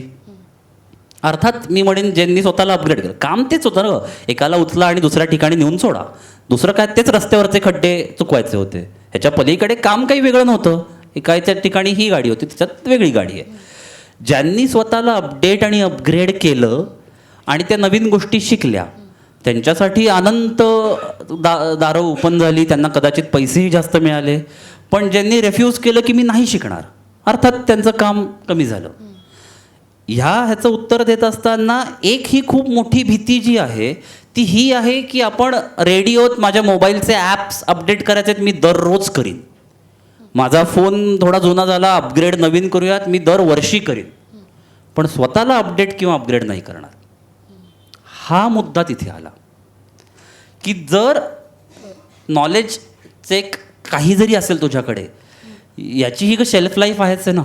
मला जे आज काही येतं या ज्ञानाची पण एक शेल्फ लाईफ आहे. ती जर आधी समजा 20 वर्ष पुरत असेल, की मी घेतलेलं शिक्षण 20 वर्ष पुरत असेल, ती आता कमी होऊन जवळपास 5-1 वर्षांवर आली आहे. त्यामुळे मी आज जे शिकतो ते जर 5 वर्षांनी अगदी 30-40% इक्विव्हॅलंटच जर होणार असेल, तर दर 5 वर्षांनी मी स्वतःला अपडेट किंवा अपग्रेड करायला तयार आहे का? हा मोठा प्रश्न आहे. भीती ती आहे की तुम्ही जसं म्हणलं तसं की तुम्ही जर एखादा, आणि हे खरंच मला कुतूहल याचं वाटतं की आपण डिव्हाइसेस म्हणजे मोबाईलला ॲप्सला अपडेट आलं तर नकळत ते ॲप अपडेटही करतो. त्याच्यासाठी किती इंटरनेट खातं वगैरे ते म्हणजे लक्षही नसतं. फोन किंवा एखादी घरातली वस्तू चालेनाशी झाली की लगेच ती अपग्रेड करून दुसरी नवीन घेतो. कार थोडीशी झाली की लगेच अपग्रेड करून पुढची घेतो. अरे मग स्वतः का नाही? स्वतः अपडेट आणि अपग्रेड कधी होणार? हा प्रश्न महत्त्वाचा असल्या कारणाने जी जनता, ज्यांच्याकडे परत एक इंजिनिअरिंगचा शब्द इनर्शिया नावाचा एक खूप छान शब्द आहे, की एखादा जर मला गोष्ट हलवायची असेल, सुरू करायची असेल, त्यासाठी लागणारा वेग खूप जास्त आहे. पण ते झालं सुरू की ते त्याचं चालतं. तो इनर्शिया इतका मोठा असल्या कारणाने भीती ही आहे की जर हे लोकांनी केलं नाही आणि जर ते मागे राहिले तर एवढा मोठा समाज काय करणार? पण जर तुम्ही स्वतःला अपडेट आणि अपग्रेड करत राहिलात, पुन्हा बैलगाडी घोडागाडीचा ड्रायव्हर आणि कारचा ड्रायव्हर हे उदाहरण जर लक्षात ठेवलं, जे ते शिकले त्यांना आयुष्यभर जॉब होते, जे नाही शिकले ते काळाच्या ओघात मागे राहिले. ह्या सगळी जी मोठी लोकं होती, ज्यांचं तू नाव घेतलंस, मस्क असेल किंवा हॉकिन्स असेल, ही सगळी जस्ट लोकं होती, किंवा इवन जेफ हिंटन्स, या सगळ्यांची काळजी ही आहे की जर माणसांनी जर अपग्रेड आणि अपडेट नाही झाला तर त्या एवढ्या मोठ्या समाजाचं करायचं काय? मग अर्थात गुन्हेगारी म्हणा किंवा अशा बऱ्याच गोष्टी किंवा काहीतरी मानसशास्त्राशी रिलेटेड त्रास होणं, ह्या गोष्टी अतिशय स्वाभाविक आहेत. कारण करायला काय? करेक्ट. आता ह्याचीच दुसरी बाजू पण आहे की जसं इंटरनेटवरती खूप छान गोष्टी पण आहेत, तशा खूप वाईट गोष्टी पण आहेतच ना. मी बऱ्याच कॉलेजेसमध्ये जेव्हा शिकवतो तेव्हा हा खूप छान वाक्य मला सापडलं होतं एका लेखकाचं, जे मी बऱ्याचदा वापरतो, की इंटरनेटवरती पॉनही आहे आणि बऱ्याचशा गोष्टी तुम्हाला विचार करायला प्रोन पण करायला आहेत. तर काय बघायचं हे तुमच्या हातात आहे ना. म्हणजे माझंच परत उदाहरण घ्यायचं झालं तर मला आठवतं माझं फर्स्ट इयर का सेकंड इयर इंजिनिअरिंग चाललं होतं. 2006-07 सालची गोष्ट सांगतो. अगदी डायल अप इंटरनेट वगैरे नवीन घरात होतं. त्यावेळी मी काहीतरी एखादी इंटरनेट कन्सेप्ट इंजिनिअरिंगची समजून घेण्यासाठी यूट्यूबवर एक व्हिडिओ बघत होतो. तर मी आईवडिलांचा ओरडा खाल्ला आहे की का तू त्याच्यावर वेळ वाया घालवतो आहेस, आणि आज माझी 4.5 वर्षाची मुलगी तिच्या शाळेच्या फीच्या इक्विव्हलंट पैसे मी भरतो जेणेकरून ती व्हिडिओज बघेल. माझा मुद्दा हा आहे, करेक्ट. प्रोन व्हा का काय बघा. नाही तर मागे पडलं तर परत ते सगळे प्रॉब्लेम्स आणि ती सगळी जनता आहेच आहे. शिकलात तर चान्सेस खूप मोठे आहेत. Ball is in our court. Right. मध्ये इलॉन मस्कची अशी पण न्यूज वाचली की त्यांनी आणि बऱ्याच आणखी पण इतर मोठ्या लोकांनी मिळून असं ठरवलं की 6 महिने AI चा रिसर्च आणि त्याच्यावरचं काम बंद ठेवायचं, पॉज करायचं, सो दॅट इतक्या फास्ट वेगाने जी मशीन शिकतात ते त्याला कुठेतरी ब्रेक लागेल.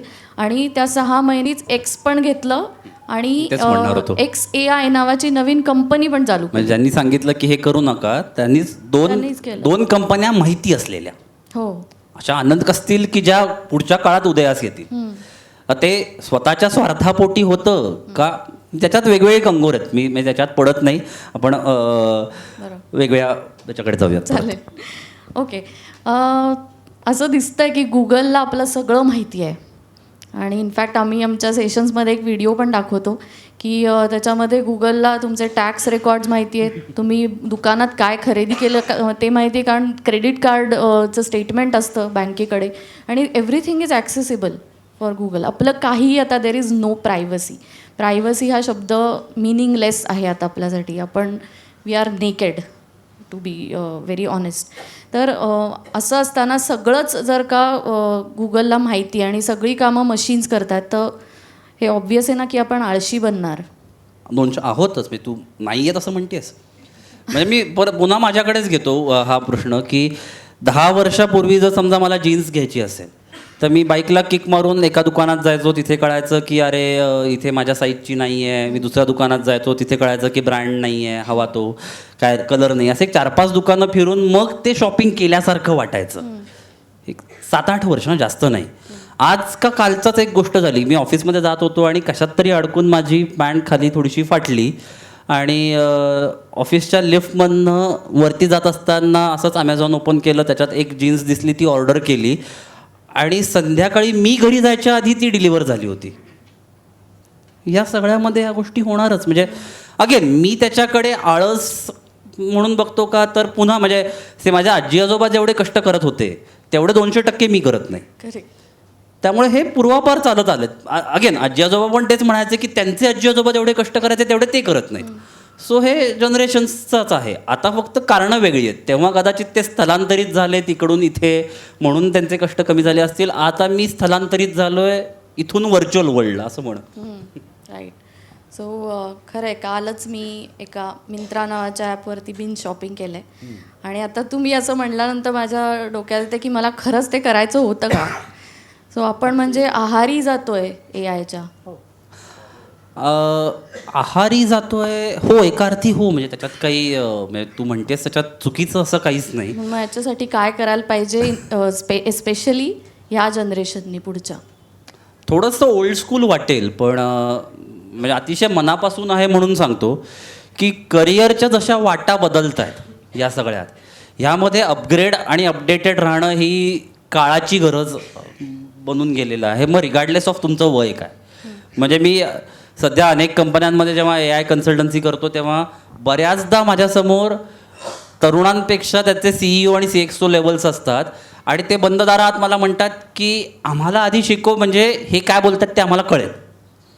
सो तीही तयारी दाखवण्याची तितकीच गरज आहे. रिगार्डलेस ऑफ वय या पहिल्यांदा गोष्टी आत्मसात करण्याची अनिवार्यता आहे. म्हणजे त्याला पर्याय नाही, पहिली गोष्ट.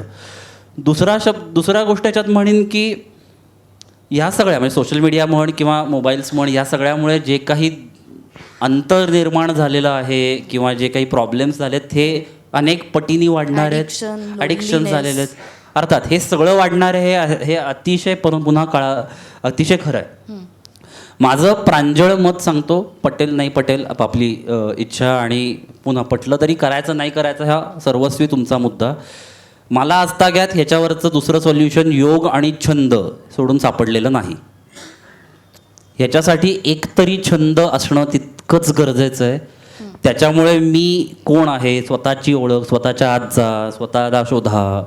मग ती सुवतचा तो थोडासा शोध करत राहा की बाबा मी काय करतोय, मी कशासाठी आहे. ह्याच्यासाठी त्या एका छंदाची गरज अतिशय असणार आहे पुढच्या काळात. मग तो कुठला का छंद असेल, खेळ असेल, वाचणं असेल, ट्रेकिंग करणं असेल, काही का असे ना, ही त्या म्हणजे अतिशय गरजेचं होऊन बसणार आहे. म्हणजे त्याच्यासाठी अनेक हॉबी क्लासेस पुढे उघडणार आहेत हेही मला दिसतंय.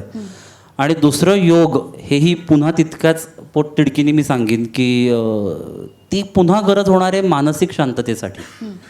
मग विविध पर्याय पुन्हा मी म्हटलं तसं की थोडंसं ओल्ड स्कूल वाटेल, पण ते आपल्याला काय ना, जोवर मला दिसत नाही ना एक कोणतरी फिरंगी योग करतो तोपर्यंत मी करणार नाही असं येते. त्यामुळे ते असल्या कारणाने पण ती अतिशय गरजेचं होऊन बसणार आहे, स्पेसिफिकली AI आल्यानंतर. याचं एक छोटंसं परत थेरॉटिकल कारण सांगतो, म्हणजे काय काय पुढे वाढून ठेवलं याच्यासाठीच फक्त. AI जेव्हा 1980 साली चायनामध्ये असोसिएशन एक तयार झालं फॉर अप्लाइड AI, 1980 सालची गोष्ट.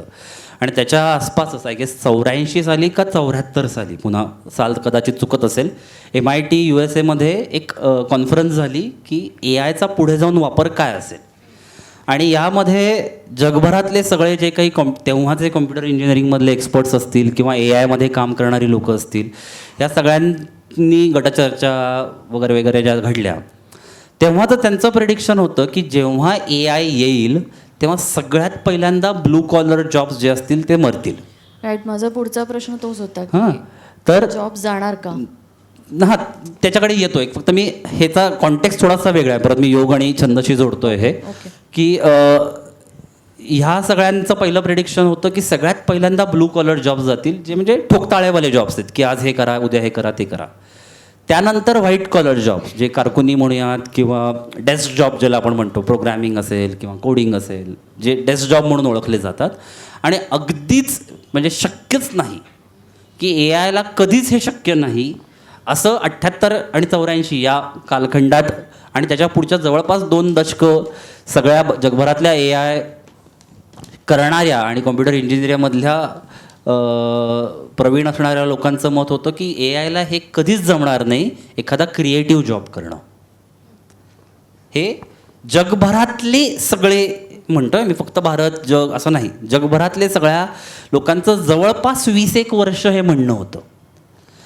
2022 30 नोव्हेंबरला ओपन AI नावाच्या कंपनीने ChatGPT आणलं आणि त्याच्यानंतरच्या पुढच्या 3 महिन्यात अनेको AI टूल्स बाहेर आली. अर्थात ही काय तेव्हा डेव्हलप झाली नाही, ही त्याच्या आधीपासून होतच होती, ही तेव्हा लॉन्च झाली. या सगळ्या टूल्सनी सगळ्यात पहिल्यांदा क्रिएटिव्ह जॉब्स मारले. म्हणजे साधारण एक 20-1 वर्षापूर्वी जे सगळ्यात अवघड वाटलं जात होतं, बरं सामान्य माणसाला नाही, या क्षेत्रातल्या सगळ्यात प्रवीण लोकांना, ते ह्या एका कंपनी, बरं ओपन AI ही जी कंपनी आहे या कंपनीची 2022 30 नोव्हेंबरला संख्या होती 200 जणं. 200 जणं काम करणारी ही कंपनी. आता तुम्ही इमॅजिन करा, ज्या कंपन्यांमध्ये 2 लाख लोक काम करतात ते काय करू शकतील, अशा 200 कंपन्या काय करू शकतील. हे झाल्यामुळे ह्या सगळ्या स्पेक्ट्रममध्ये हे चेंजेस होत गेले.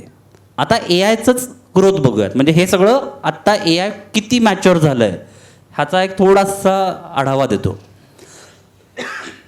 गेले जवळपास 2000 मी म्हणेन 7-8 पासून 22 पर्यंत AI हे क्युरेशन नावाच्या एका फेजमध्ये होतं. म्हणजे आपल्या ज्याच्या फेजेस असतात ना, प्रॉडक्टच्या फेजेस असतात, तसं क्युरेशन नावाच्या फेजमध्ये होतं. जेव्हा AI क्युरेट करून तुम्हाला गोष्टी दाखवत होतं. म्हणजे मी फेसबुकवर मला कुठली ॲड दिसणार, मी यूट्यूब ओपन केल्यावर पहिला व्हिडिओ कुठला दिसणार, हे क्युरेशन करून AI काम करत होतं.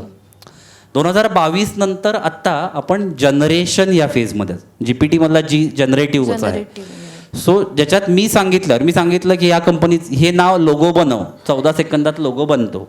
मी सांगितलं की वेबसाईट बनव, तो अमुक सेकंदात वेबसाईटचं 1-2 मिनिटांनी पुन्हा एक उदाहरण देतोच की वेबसाईट बनव. मी सांगितलं की इथे माझ्याकडे शुभम म्हणून पण आपल्यामध्ये एक मागे बसला आहे की जो माझ्याबरोबर एका कंपनीत काम करतो आणि अनेक जणांचं जनरेटिव्ह टेक्स्ट तो बनवतो.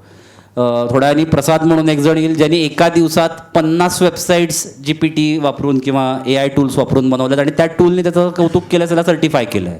माधवी म्हणून माझी एक कलिग बाहेर आहे, जिला AI टूल एका कॅनव्हा नावाच्या एका टूलने सर्टिफाय केलं की एका दिवसात 8 तासात तिने 1000 सोशल मीडिया पोस्ट बनवल्या.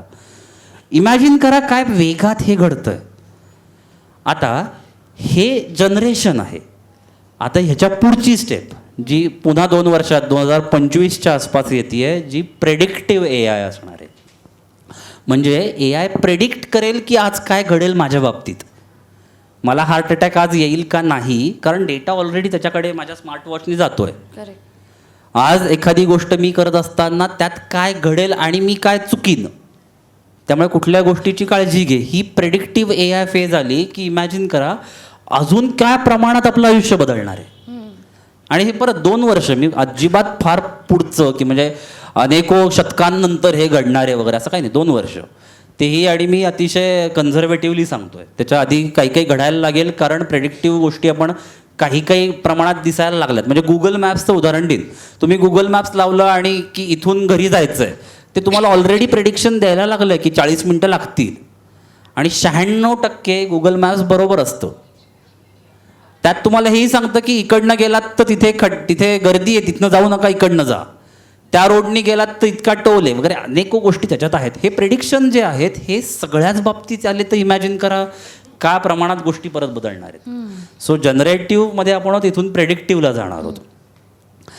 हे सगळं लक्षात घेता पुन्हा मी त्याच मुद्द्यावर येतो की ह्यामध्ये एकलकोंडेपणा म्हणणं किंवा आपण एकटे पडणं ही भावना 200% वाढणार आहे. याच्यात मला काहीही सुतराम शक्यता डाऊट नाही. आणि त्यामध्ये पुन्हा ह्या ज्या आपल्या कन्सेप्ट्स आहेत, आपल्या योग म्हण किंवा मी त्याला छंद पण अजून ॲड करीन की ह्याची खूप खूप खूप गरज आहे. बरं. छंदामुळे क्रिएटिव्हिटी वाढेल, आणि क्रिएटिव्हिटी जी आपल्यामध्ये आहे की आपल्याला आयडियाज सुचतात आउट ऑफ नोवेअर, हे अजून तरी आय थिंक मशीन्सना करता येत नाही आहे. They work on the given data. Absolutely. म्हणजे आता समजा हीच मुलाखत काही वर्षांनी इथे AI अँकर ऑलरेडी आलेत, पण मधुरामध्येच जे स्पॉन्टॅनिटली ज्या काही गोष्टी ॲड करते ते नाही करू शकणार.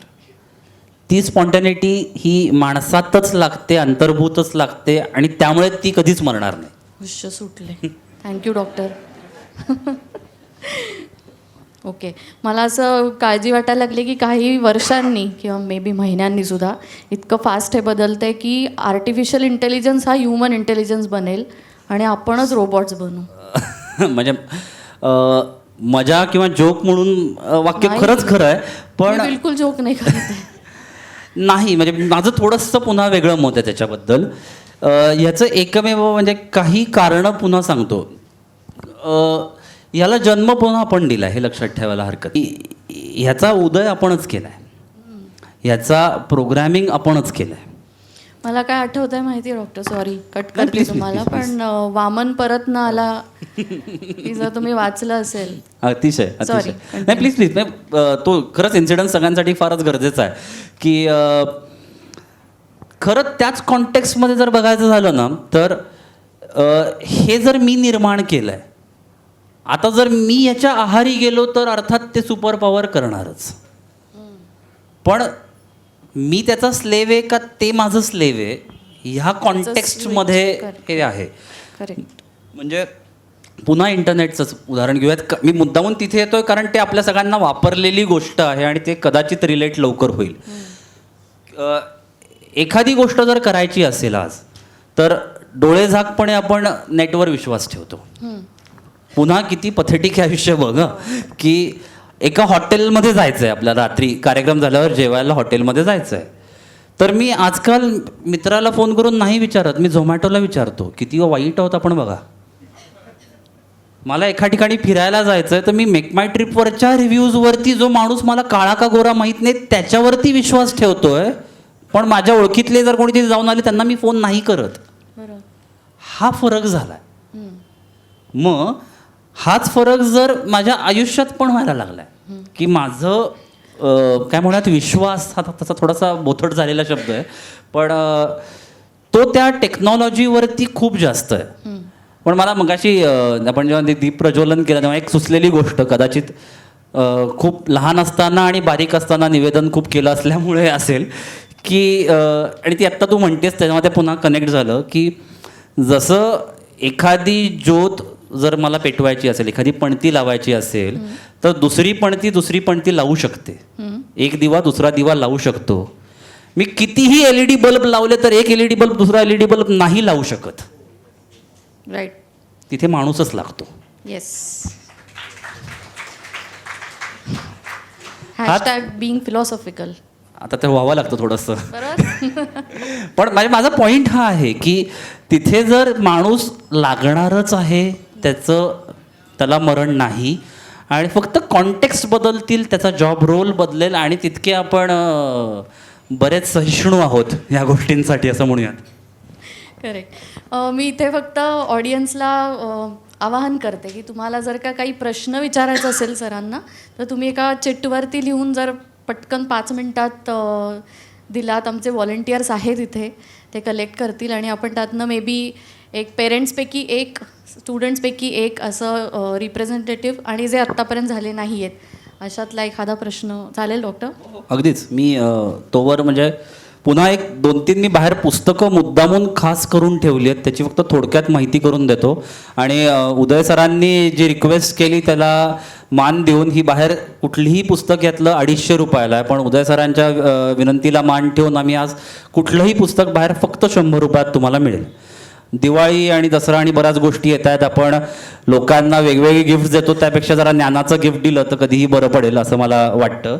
यातलं हे पहिलं पुस्तक आहे IO टूल्स नावाचं. 101 आर्टिफिशियल इंटेलिजन्स टूल्स ह्याच्यात आहेत. ती कशी वापरायची ह्याचा QR पण ह्याच्यात दिलेला आहे. लोगो करण्यापासून, वेबसाईट करण्यापासून, मोबाईल ॲप्स करण्यापर्यंतचे 101 टूल्स तुम्हाला ह्याच्यात मिळतील. ते कसे वापरायचे ते ह्याच्यात आहेत आणि इंटरेस्टिंगली त्या 101 पैकी 49 टूल्स फ्री आहेत. या पुस्तकाचं फक्त मीच लिहिलं म्हणून कौतुक थोडंसं करून घेतो स्वतःचं, असं संधी फार वेळा मिळत नाही म्हणून, की 16 जुलैला हे पुस्तक आम्ही प्रकाशित केलं आणि आज जवळपास 3 महिन्यात याच्या 3,500 प्रती ऑलरेडी गेलेल्या आहेत. आपल्याबरोबर भूषण केळकर सर इथे आहेत. या माणसासाठी खरंच आपण टाळ्या वाजवाव्यात, कारण मी त्यांची एका वाक्यात जर ओळख करून दिली तर 96 साली ज्यावेळी मला कोणालाही AI हा शब्दही माहीत नव्हता त्यावेळी त्यांनी AI मध्ये PhD केली आहे. त्यांनी मराठीत लिहिलेलं हे एक पुस्तक आहे इंडस्ट्री 4.0 म्हणून. या पुस्तकात आज वापरल्या जाणाऱ्या 52 टेक्नॉलॉजीज मराठीत न समजवलेल्या आहेत. व्हर्च्युअल रियालिटी म्हणा किंवा बिग डेटा, अशा 52 टेक्नॉलॉजीज ह्याच्यात आहेत. आणि सांगायला अतिशय आनंद होतो की जवळपास 13,500हून जास्त कॉपीज सेल झालेलं मराठीतलं बेस्ट सेलर हे आहे आत्ता. आणि मधुरा आणि भूषण सरांनीच लिहिलेलं हे तिसरं पुस्तक करिअरची गुणसूत्रे म्हणून, की उद्याच्या आयुष्यात फ्युचर प्रूफ करिअर जर तुम्हाला घडवायचं असेल तर काय स्वतःत बदल करा, ह्यावरचं हे पुस्तक आहे. आत्ता 24 सप्टेंबरला ह्याचं प्रकाशन झालं आणि आत्ता आपण हार्डली 2 आठवड्यात आहोत. ह्याची दुसरी आवृत्ती प्रिंट व्हायला ऑलरेडी गेलेली आहे. त्यामुळे ह्यातल्या कुठल्याच पुस्तकासाठी म्हणजे काही जाहिरात करण्यासाठी इथे मी जरी जाहिरातदार असेल तरी पण नाही आहे. अतिशय कळकळीने ही विनंती करतो की ज्या उद्देशासाठी म्हणून आपण इथे भेटलेलो आहोत की हे ज्ञान तुमच्यापर्यंत पोचावं, त्यासाठी हे प्रिंट करायला म्हणून जो काही खर्च पडतो तेवढाच खर्च तुमच्याकडनं घेत आहोत. याच्यासाठी 1 रुपयाही मानधन आम्ही याच्यासाठी घेत नाही.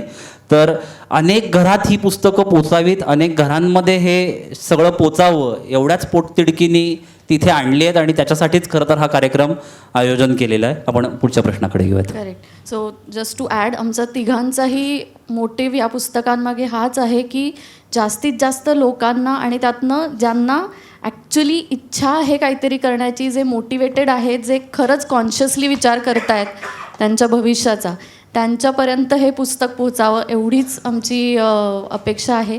आणि थँक्यू सर माझ्याही पुस्तकाचं मार्केटिंग केल्याबद्दल. आणि ओके, काल चेक मिळाला ना तुझा म्हणून. सो आय थिंक आता सगळ्यात महत्त्वाचा आणि बहुतेक शेवटचा माझा प्रश्न आहे हा तुम्हाला. पण मी पुन्हा एकदा आठवण करते की तुमचे काही प्रश्न असतील तर चिटवरती लिहून आमच्या व्हॉलंटियर्सकडे द्या. आणि मे बी भूषण केळकर सरांकडे जर दिलेत तर ते त्यातनं हे करू शकतील शॉर्टलिस्ट. रुजुताला फक्त बोलून ठेव. येस. सो इथे बसलेल्या आय थिंक 50%पेक्षा जास्ती ऑडियन्स मला दिसतोय की तरुण आहेत आणि आता जस्ट करिअर चालू केलं आहे किंवा थोडे करिअरमध्ये पुढे आहेत किंवा आता सुरू करणार आहेत. सो या सगळ्यांच्या मनातला हा प्रश्न असणार आहे की ह्या क्षेत्रात येण्यासाठी जे इतकं महत्त्वाचं आता दिसतं आहे आपल्याला आणि I think the hottest career right now, तर अशा फील्डमध्ये येण्यासाठी त्यांनी काय करावं आता एक्स्ट्रा? अतिशय उपयोगाचा प्रश्न असं मी म्हणेन. मी एक फक्त 2 मिनिटाची गरज सगळ्यांना माहिती आहे पण फक्त सबस्टॅन्शिएट थोडीशी करतो. 1-2 मिनटं माझ्या क्षेत्रातलं उदाहरण घेतलं की डिजिटल मार्केटिंग या क्षेत्रातलं उदाहरण घेतलं की फ्रेशर डिजिटल मार्केटियर जो नवीन नौका आहे आणि डिजिटल मार्केटिंग या क्षेत्रात येऊ पाहतो, ह्या व्यक्तीला आज सरासरी जे काही पॅकेज CTC मिळतं हे जर आपण कम्पेअर केलं, आणि तुम्ही माझा अतिशय नम्र आवाहन आहे की तुम्ही कुठल्याही वेबसाईटवरती Naukri.com, मॉन्स्टर कुठेही हे जाऊन बघा, तुम्हाला साधारण हाच आकडा दिसेल. ते जे काही त्याचं जे काही जॉब डिस्क्रिप्शन आहे आणि त्याचं जे काय त्याला मिळणारं पॅकेज आहे, हेच जर आपण कम्पेअर केलं की AI बेस्ड डिजिटल मार्केटियर, की ज्याला AI येतं असा डिजिटल मार्केटियरशी जर आपण कम्पेअर केलं तर तुम्हाला जाणवेल की जवळपास 65 ते 70% दोघांचं काम सेम आहे. 65 ते 70% दोघांचं काम सेम आहे. पण जवळपास AI येऊन जो डिजिटल मार्केटिंग करतो त्याला 4पट पगार आहे. 4% नाही, 4पट हा फरक आहे. आता ह्याच्यासाठी मी मगाशी जी सांगितली की AIची टूल्स जी मगाचपासून मी सांगतोय ही येणं त्यामुळे गरजेचं होऊन बसलं आहे. म्हणजे मी एक पुन्हा स्वतःचीच काही उदाहरणं देतो. माझ्या ओळखीत माझ्या ऑफिसच्या बाहेर एक पिझ्झावाल्याचा आउटलेट आहे आणि तसं त्याचे एक 3-4 पुण्यात ब्रांचेस आहेत. तर एक दिवस असंच आम्ही ऑफिसमधले काही जणं त्याच्याकडे गेलो होतो खायला आणि बऱ्याच वर्षांची ओळख असल्या कारणाने त्यांनी मला सहज बोलताना म्हणाला की मलाही मी ब्रांचेस ओपन करतो आहे, क्लाउड किचन सुरू करतो आहे, तर मला माझी वेबसाईट बनवायची आहे. म्हटलं अरे वा छान मस्त, काय काय करणार आहेस वगैरे वगैरे आमच्या गप्पा चालल्या होत्या. माझ्याबरोबर असलेल्या 2 कलिग्सपैकी एकाने तिथेच जाऊन तेवढ्यात तिथले फोटोज काढले त्याच्या कॅफेचे.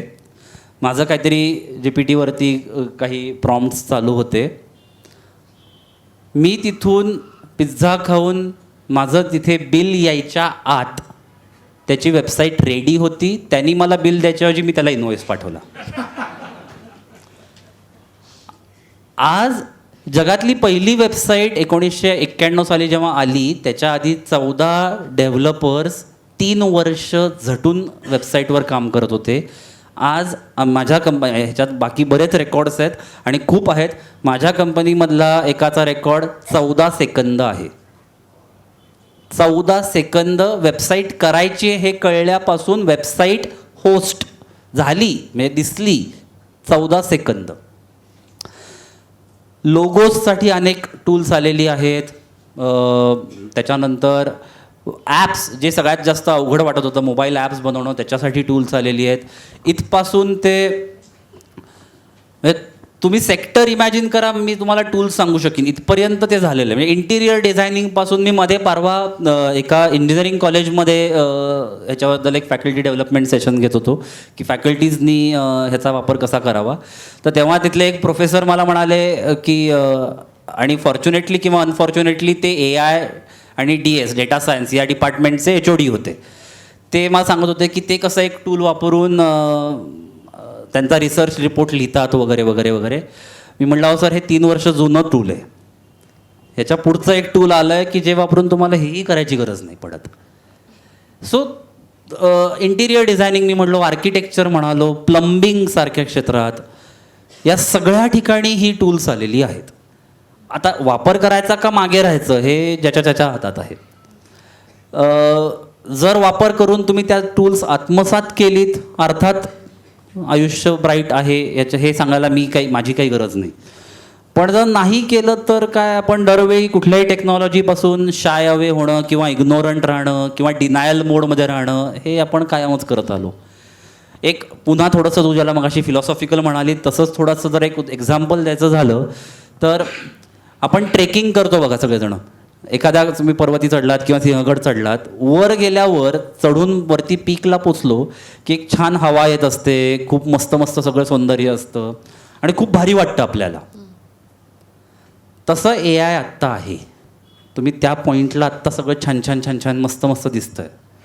पण येत्या नजीकच्या काळात थोड्या वेळाने जेव्हा सूर्य वर जातो तेव्हा तेच धुकं, तीच जागा त्रासदायक होते, ऊन लागायला लागतं आणि ह्याच्याहून मोठे डोंगर दिसायला लागतात.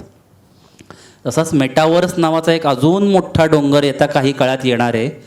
त्यावेळी जर ह्या डोंगराचा वापर केला ना तर ती चढाई लवकर होईल. नाही तर तो पुन्हा शून्यापासून चढणं म्हणजे संपलो, म्हणजे त्याला काहीच हे नाही. थोडक्यात त्यापुढे आपल्याला ट्रेकिंगच करायचं बऱ्यापैकी. गरजच आहे. सो प्रश्न आलेले आहेत काही आणि त्यातले मगाशी म्हणलं तसं जे रिपीट नाही आहेत तेवढेच मी वाचते. क्रिएटिव्हिटीला थ्रेट असल्यामुळे माणूस डंब होण्याची शक्यता आहे का? नाही वाटत मला. कारण म्हणजे हा प्रश्नाचा अर्थ असा झाला की गुगल आल्यामुळे मी विचार करणं बंद झालं का? नाही, माझा वेळ वाचला असं मी म्हणेन. म्हणजे लायब्ररीत जा आणि पुस्तकं वाचा, ह्याच्यासाठी लागणारा वेळ जो आहे तो जर वाचला आणि ज्ञानार्जनासाठीचा जो वेळ आहे तो तेवढाच राहिला तर तेच आहे. पण जर मी असं जर म्हणून त्याच्याकडे बघितलं, मी थोडासा ऑप्टिमिस्ट आणि पॉझिटिव्ह माणूस असल्या कारणाने मी गोष्टींकडे त्या अनुषंगाने बघतोय की मला जो रिसर्च करायला लागणारा वेळ आहे त्याच्यात जर मदत म्हणून या टूलकडे बघितलं तर काय आयुष्य सुंदर आहे. पण जर अच्छा आता म्हणजे शाळेत निबंध लिहायचा आहे म्हणून पण जर GPT वापरलं तर त्रासच आहे. पण एखादा शोध निबंध लिहिताना 10 पुस्तकं वाचताना लागणाऱ्या वेळापेक्षा समराईज करून एखादी गोष्ट जर मला मिळाली तर याचा फायदाही आहे. तुम्ही जसं बघता त्याच्यानुसार. बरं, मला 4 प्रश्न असे दिसतात की वेगवेगळ्या फील्ड्समध्ये AIचा इम्पॅक्ट कसा होईल याच्याबद्दलचे आहेत. तर मी पटापट फक्त तुम्हाला त्या फील्ड्सची नावं सांगते आणि इफ यू कुड टेल अस. तर शेअर मार्केट याच्यामध्ये, शेअर मार्केटसाठी AI प्रोजेक्शन्स आलेली आहेत ऑलरेडी, जे AI प्रेडिक्ट करतात की आजचा टॉप पॉईंट आणि बॉटम पॉईंट किती असेल. हे ऑलरेडी टूल आलेलं आहे. ओके. दुसरं आहे हेल्थ, फिटनेस आणि वेलनेस इंडस्ट्री. हेल्दीफायपासून सगळ्याच ॲपमध्ये आय गेस आता AI आलेलंच आहे की मी काय खावं आणि मी काय खाल्ल्याने माझा डाएट प्लॅन काय होईल हे ऑलरेडी आलेलं आहे.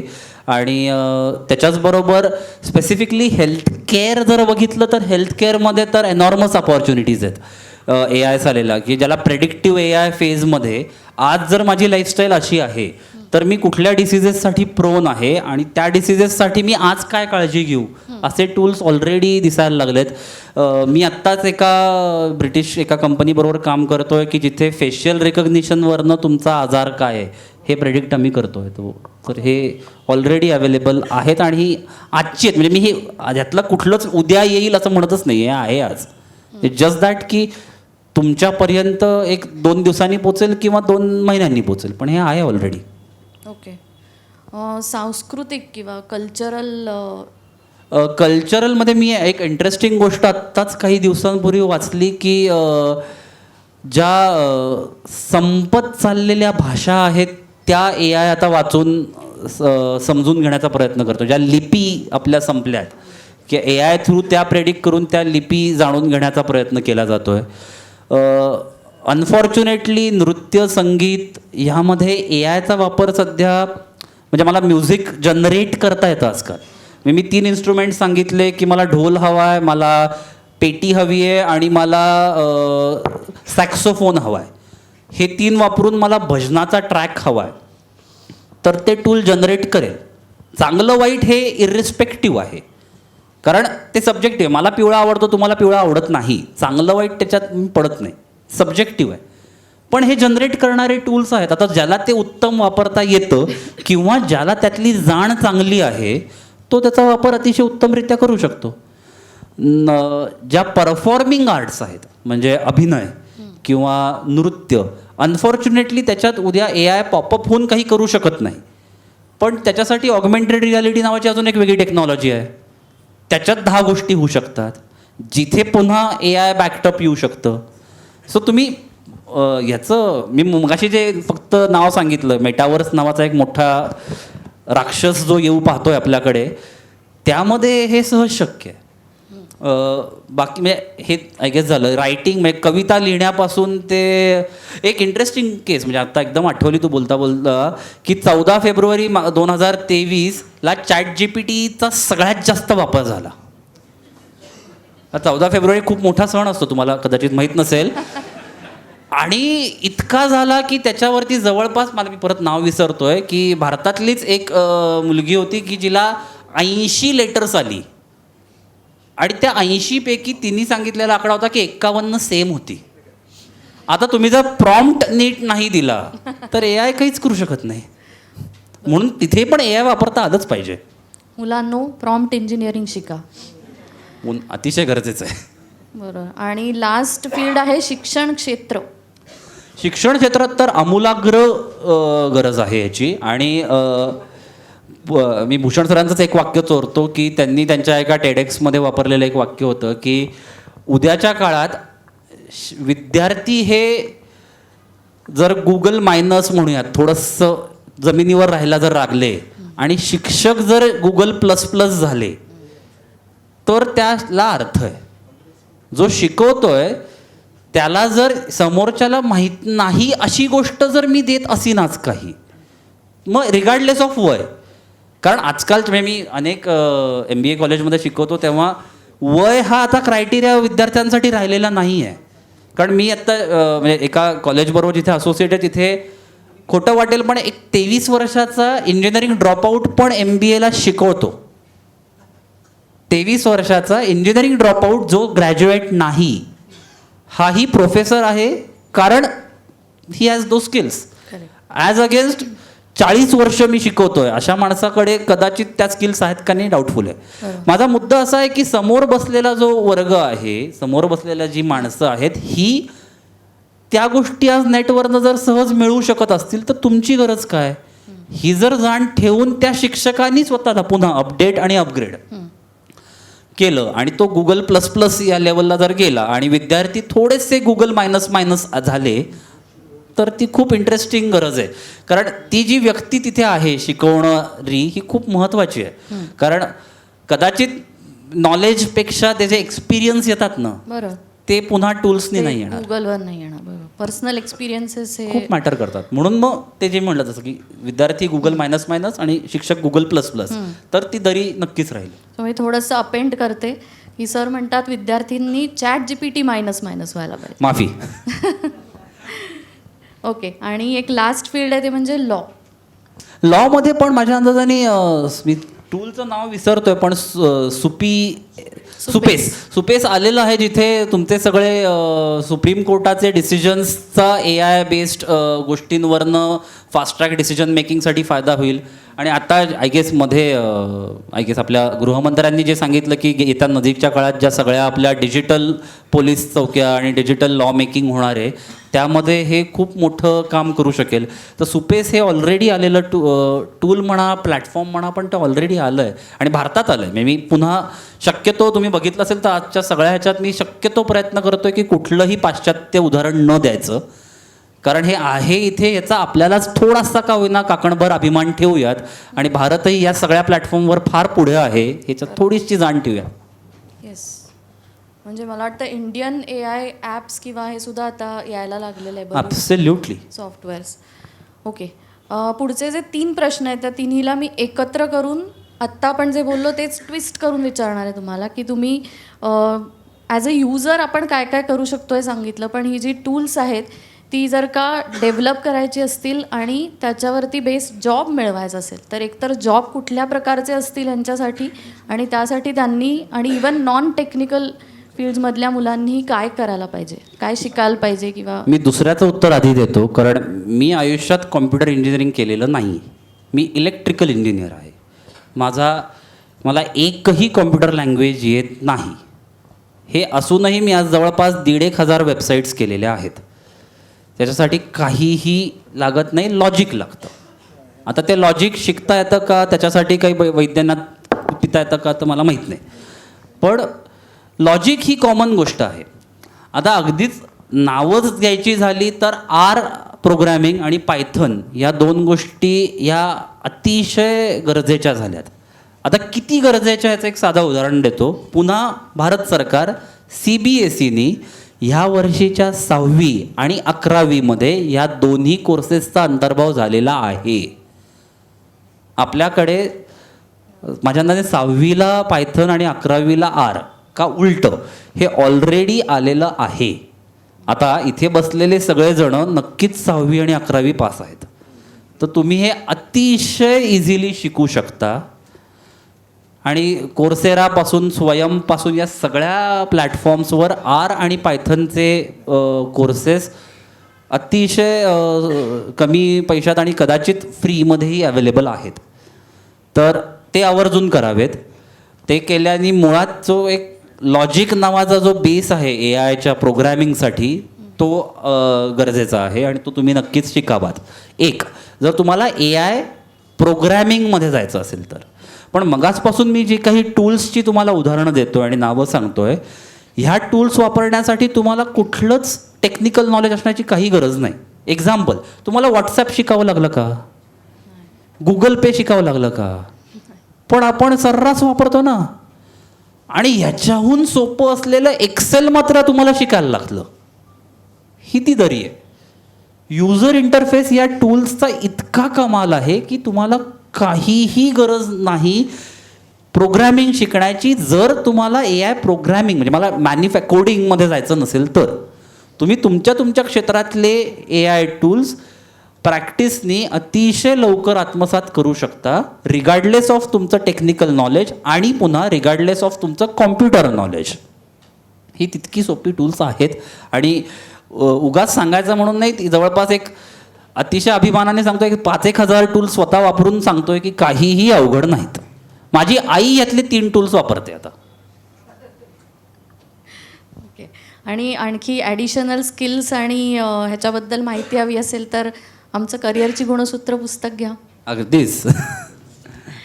ओके, लास्ट एक प्रश्न घेऊया सर.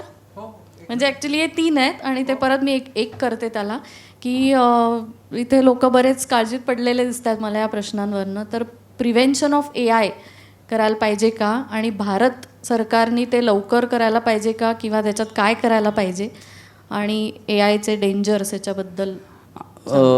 थोडंसं पुन्हा मी सकारात्मक बाजूकडे जास्त आधी येतो आणि परत नकारात्मक बाजू आपल्याला बघायची असेल तर ती सगळ्याच गोष्टीत आहेत. म्हणजे त्याच्यात काही मग इंटरनेटवरती बॉम्ब कसा बनवायचा हेही आहेच आहे ना, पण ते वाचून काही सगळेच जण बॉम्ब थोडे न करतात. आणि ह्या सगळ्यामुळे काही इंटरनेट वाईट असं तर होत नाही. पुन्हा इंटरनेटचं उदाहरण घ्यायचं झालं तर मी अतिशय पुन्हा छातीटोकपणे सांगेन की कोविडमध्ये आपण सगळे जगलो कारण इंटरनेट होतं. बरोबर. त्यामुळे तो जो काही संवाद एकमेकांशी होऊ शकला कारण ते होतं, नाहीतर अनेक आत्महत्या झाल्याच असत्या. त्याच्यात मी म्हणजे अतिशय मनापासून हे इंटरनेट वाईट असं नाही. पुन्हा ही टेक्नॉलॉजी जशी AI आहे तसं डीपफेक आलेलं आहे, त्याच्यात सायबर फ्रॉड झालेले आहेत, ह्या सगळ्या गोष्टी आहेतच आणि असणारच. म्हणजे त्याच्यात दुसरी बाजू ही कायम असणारच, पण ती आहे म्हणून मी करणारच नाही हे काही त्याला पर्याय होऊ शकत नाही. उलटं जर तुम्ही बघितलं तर आता म्हणजे AI चे दुष्परिणामकडे जायच्या आधी फक्त डिजिटलचा उदो का आहे हे सांगतो. आपल्याकडे डिजिटल पेमेंट्स आणि हे सगळं झाल्यामुळे बऱ्याचशा बाहेरच्या देशांनी UPI आणि डिजिटल पेमेंट्स गेटवे आपल्याकडनं घेतले. म्हणजे अगदी UAE आणि फ्रान्स सारख्या प्रगत देशांनी पण आपल्याकडनं घेतले, जिथे हे नाही. म्हणजे मजेनी माझ्या एक मित्र अनेक वर्षांनंतर भारतात आला होता आणि आम्ही दोघं एका दुकानात गेलो आणि तेव्हा काहीतरी भाजी घेऊन मी गुगल पेनी पैसे त्या भाजी विक्रेत्याला दिले. तेव्हा त्याला वेड लागलं की हे तू काय करतोयस. मी आनंदाने आणि अतिशय अभिमानाने म्हटलो काय तुम्ही मागे आहात ना फार. तर ते असताना मग UPI वरती फ्रॉड्स होतात वगैरे वगैरे वगैरे हे म्हणण्याला अर्थ नाही, कारण त्याची ही बाजू खूप आनंददायी आणि चांगली आहे.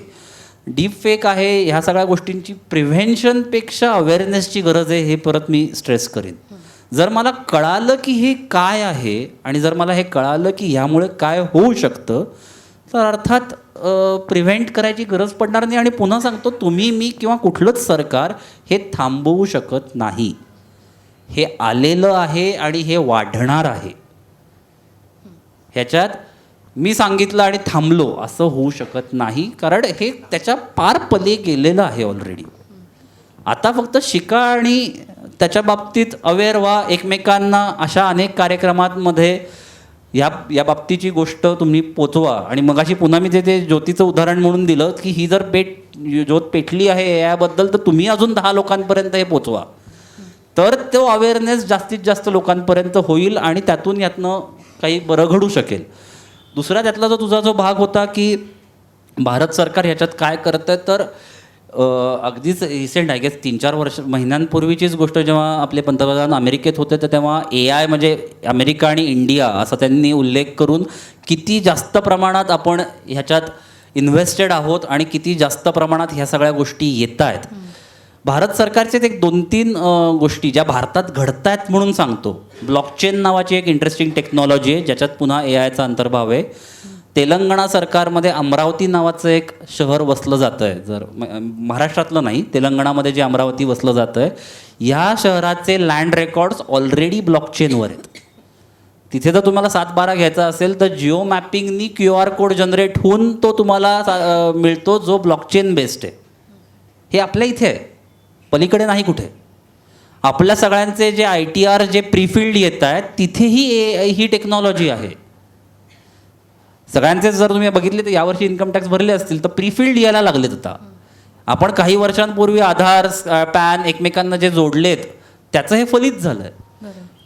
2021 का 22 पुन्हा माझं वर्ष चुकतंय, त्यानंतर जन्म झालेल्या प्रत्येक बाळाचा रेकॉर्ड मेंटेन करायचा EMR इलेक्ट्रॉनिक मेडिकल रेकॉर्ड्स ठेवायची सुरुवातही झालेली आहे. हे सगळे पुन्हा ह्या डेटालाच फीड करणारेच गोष्टी आहेत.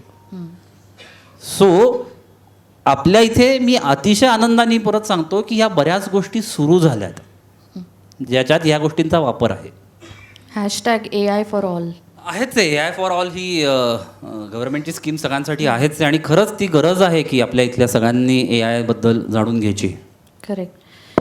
ओके, सो मला वाटतं टू कन्क्लूड, जर का तुम्ही 2 क्रिस्प पॉईंट्समध्ये सांगू शकला, डू आणि don't. Do is get aware आणि प्रॅक्टिस. म्हणजे पुन्हा अपडेट आणि अपग्रेड जे मी म्हणतोय ते सारखं मगासपासून, की आता अरे बापरे मला AIची काय गरज आहे अशी असं म्हणण्यापेक्षा एखादं AI टूल वापरून बघा ना, काय जाणार आहे. फुकट असलेलं एक टूल वापरून बघा. मला नाही लागत बाबा आजकाल PPT करायची गरज, मला नाही लागत बाबा आता एक्सेलमध्ये काही करायची गरज, नोकरी करतो तेव्हा लागत होती, पण जातं आहे काय, वापरून बघा ना, काय अडणार नाही. मोबाईलवरती काही हार्डवेअर नवीन घ्यायची गोष्ट नाही, फ्री टूल्स आहेत सगळी. एक वापरून बघा, तुम्हाला ही टेक्नॉलॉजी लवकर कळेल. आणि डोंटमध्ये काही होऊ देत, ह्याच्यापासून घाबरून जाऊन काही उपयोग नाही. ह्याच्याबद्दल घाबरून काहीच उपयोग होणार नाही, कारण हे सगळीकडे आहे, आलंय, येणार आहे.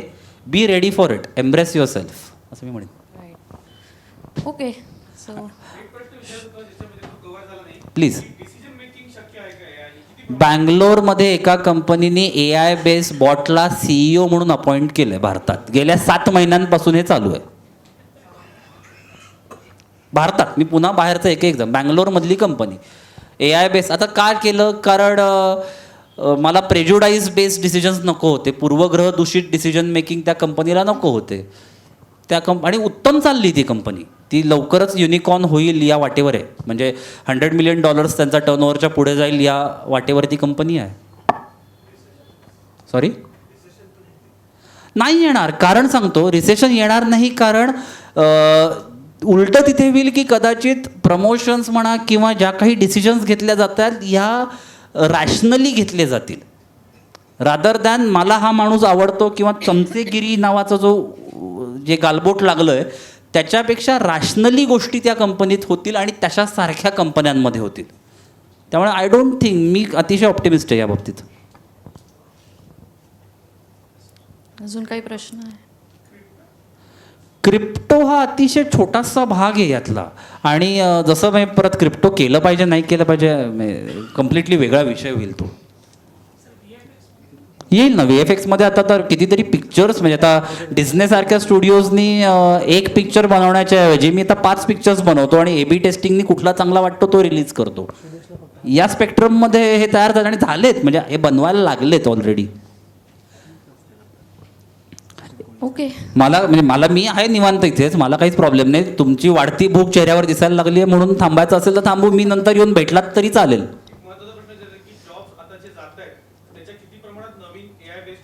आत्ता मागच्या 3 महिन्यांपूर्वीचा आकडा माझ्याकडे होता. जून 2023 नोव्हेंबर 22 पासून जून 23 पर्यंत जे जॉब्स गेले त्याच्यात 37% जॉब्स वाढले AI मुळे. हा जून 23 पर्यंतचा आकडा, त्याच्या पुढचा अजून माझ्यापर्यंत मला माझ्या वाचनात तरी नाही आला. कम्प्लिटली हे 370% वाढेल, म्हणजे कदम नाही, 370% ही ग्रोथ लवकर होऊ शकेल.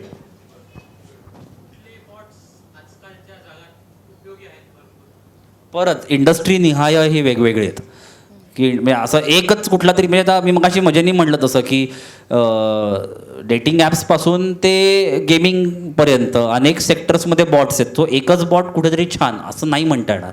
सुदैवाने आणि खूप इंटरेस्टिंग गोष्ट, मराठी बॉट लवकर एक येतोय.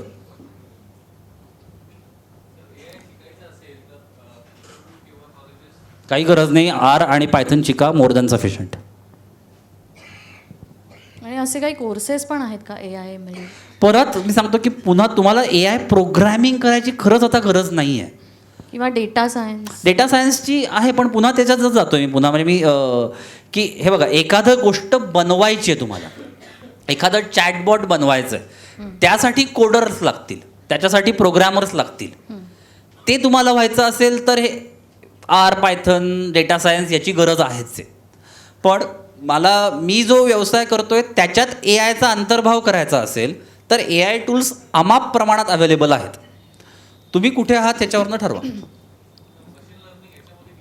सगळंच मशीन लर्निंग हा AIचा सबसेट आहे. मशीन लर्निंग हा AIचा सबसेट आहे. डीप लर्निंग हा मशीन लर्निंगचा सबसेट आहे. त्यामुळे हे सगळंच AI आहे. आय गेस ह्याच्याहून जास्त जर कोणाला असतील तर आपण वैयक्तिक घेऊयात, कारण वेळेची मर्यादा ही पाळली पाहिजे. आणि वाढती भूक तुमच्या चेहऱ्यावर दिसते आणि बाहेर जाऊन तुम्ही पुस्तकं घ्याल अशी आशा ठेवतो. थँक्यू. धन्यवाद सर, धन्यवाद मॅडम. खूप आनंदाची गोष्ट आहे. आदर्श मित्रमंडळावरती प्रेम करणारे महाराष्ट्रातील लोकप्रिय असे व्याख्याते की जे दूरदर्शनवरची व्याख्या देतात ते माननीय गणेश शिंदे सर आज आपल्यामध्ये उपलब्ध आहेत. मी सकाळचे पत्रकार सचिन कोळी यांना विनंती करतो की त्यांचा सत्कार करावा. गणेश शिंदे सर यांचा सत्कार.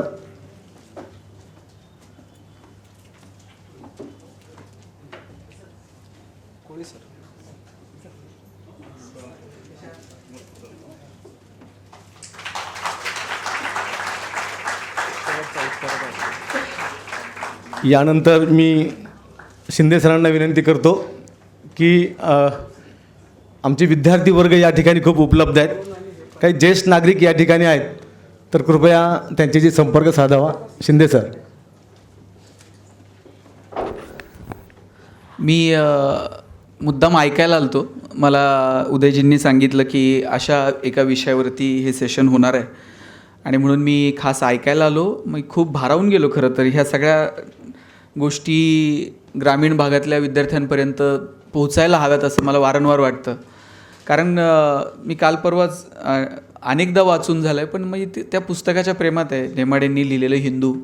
आणि ते वाचत होतो. त्यात असं म्हटलं आहे की मागच्या 5,000 वर्षांचा इतिहास जर तुम्ही बघितला तर जी शहरं आहेत ती अशी फटाफट फुग्यासारखी फुटलेली आपल्याला पाहायला मिळतील.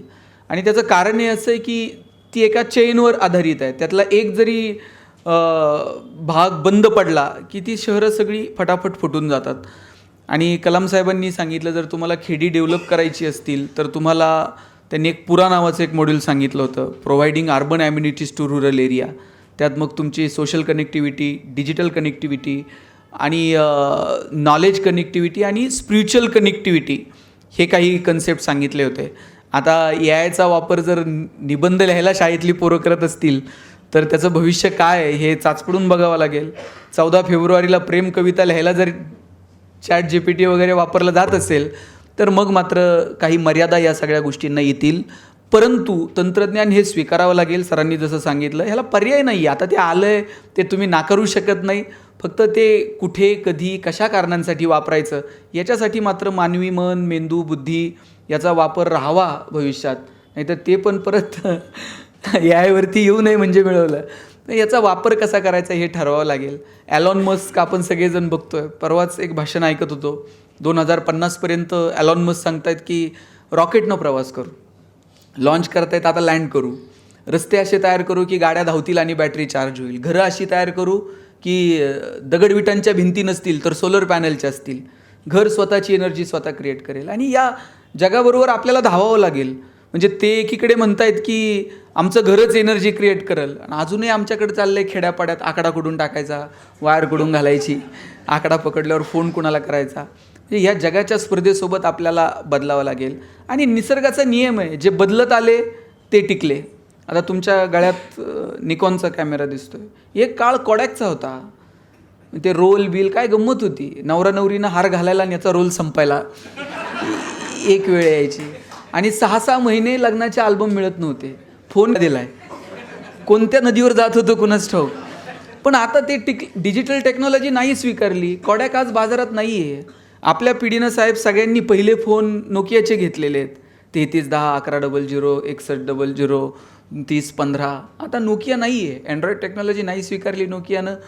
आज नोकिया बाजारात दिसत नाही. मला आठवतं आहे चित्रपटांचा विषय निघाला.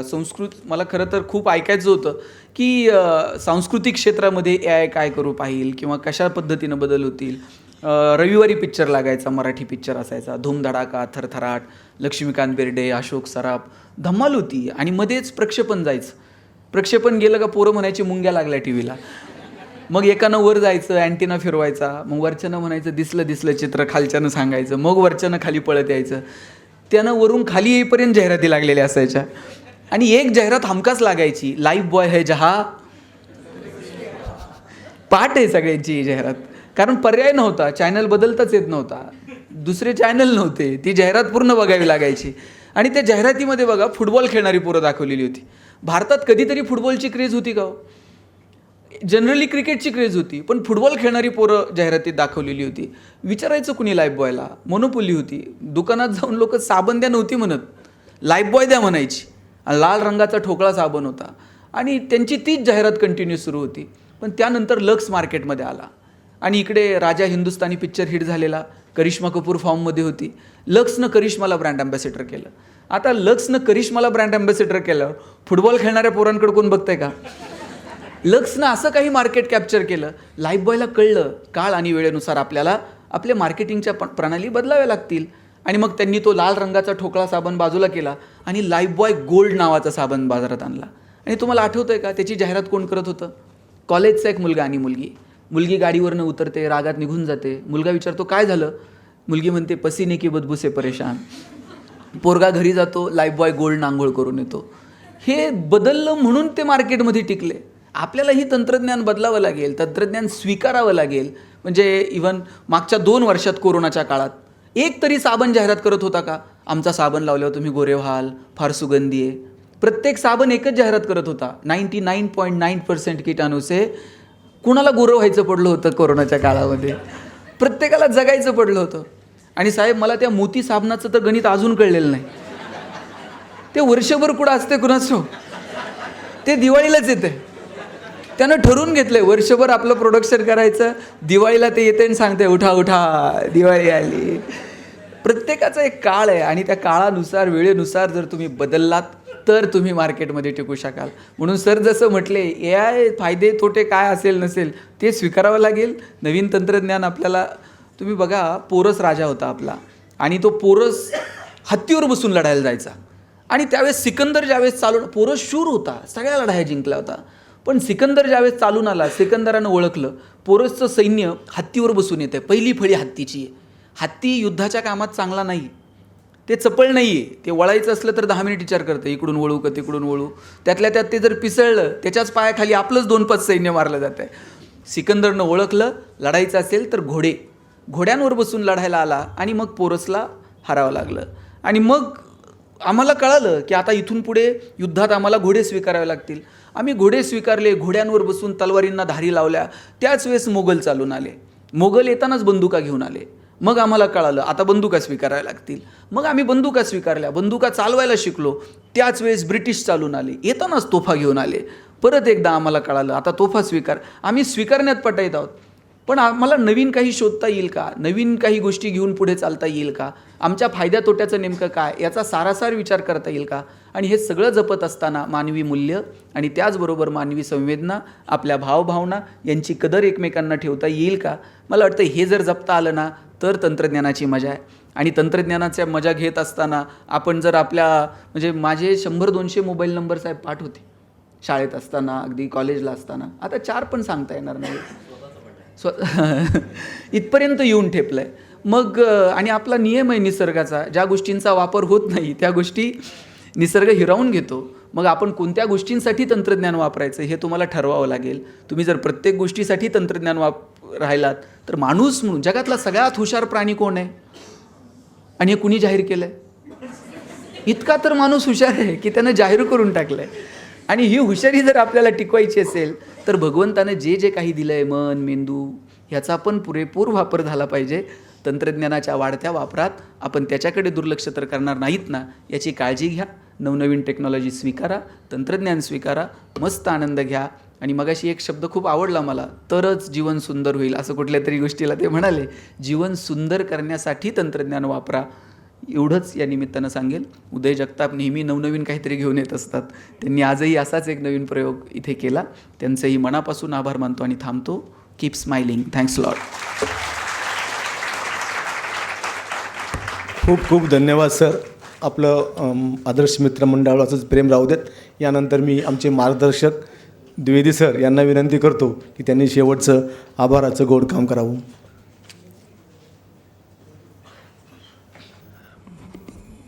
बऱ्यापैकी इनडायरेक्टली शिंदे सरांनी आभारदर्शनाचं काम केलेलंच आहे. पण तरी देखील 1-2 गोष्टी फक्त मला बोलायच्या होत्या की आर्टिफिशियल इंटेलिजन्स म्हणजे AI या विषयावर एक 3-4 महिन्यापूर्वी मला त्याचं महत्त्व किंवा गांभीर्य कळलं. म्हणजे असं की घरामध्ये मी कॉपीरायटिंगचं काम करायचो पूर्वी आणि मला असा अभिमान होता की मी बऱ्यापैकी लिहू शकतो इंग्लिशमध्ये. आणि माझी नात मला म्हणली, आबा तुम्ही काय लिहिता, तुमच्यापेक्षा चांगलं मी लिहून दाखवते. तर मी तिला म्हटलं ह्या विषयावर लिही, आणि मी लिहिलं आणि तिने मला 2 मिनटात आणून दाखवलं. मला म्हणली हे बघा मी काय लिहिलं आहे. म्हटलं अगं हे तू लिहिलेलं असणं शक्य नाही.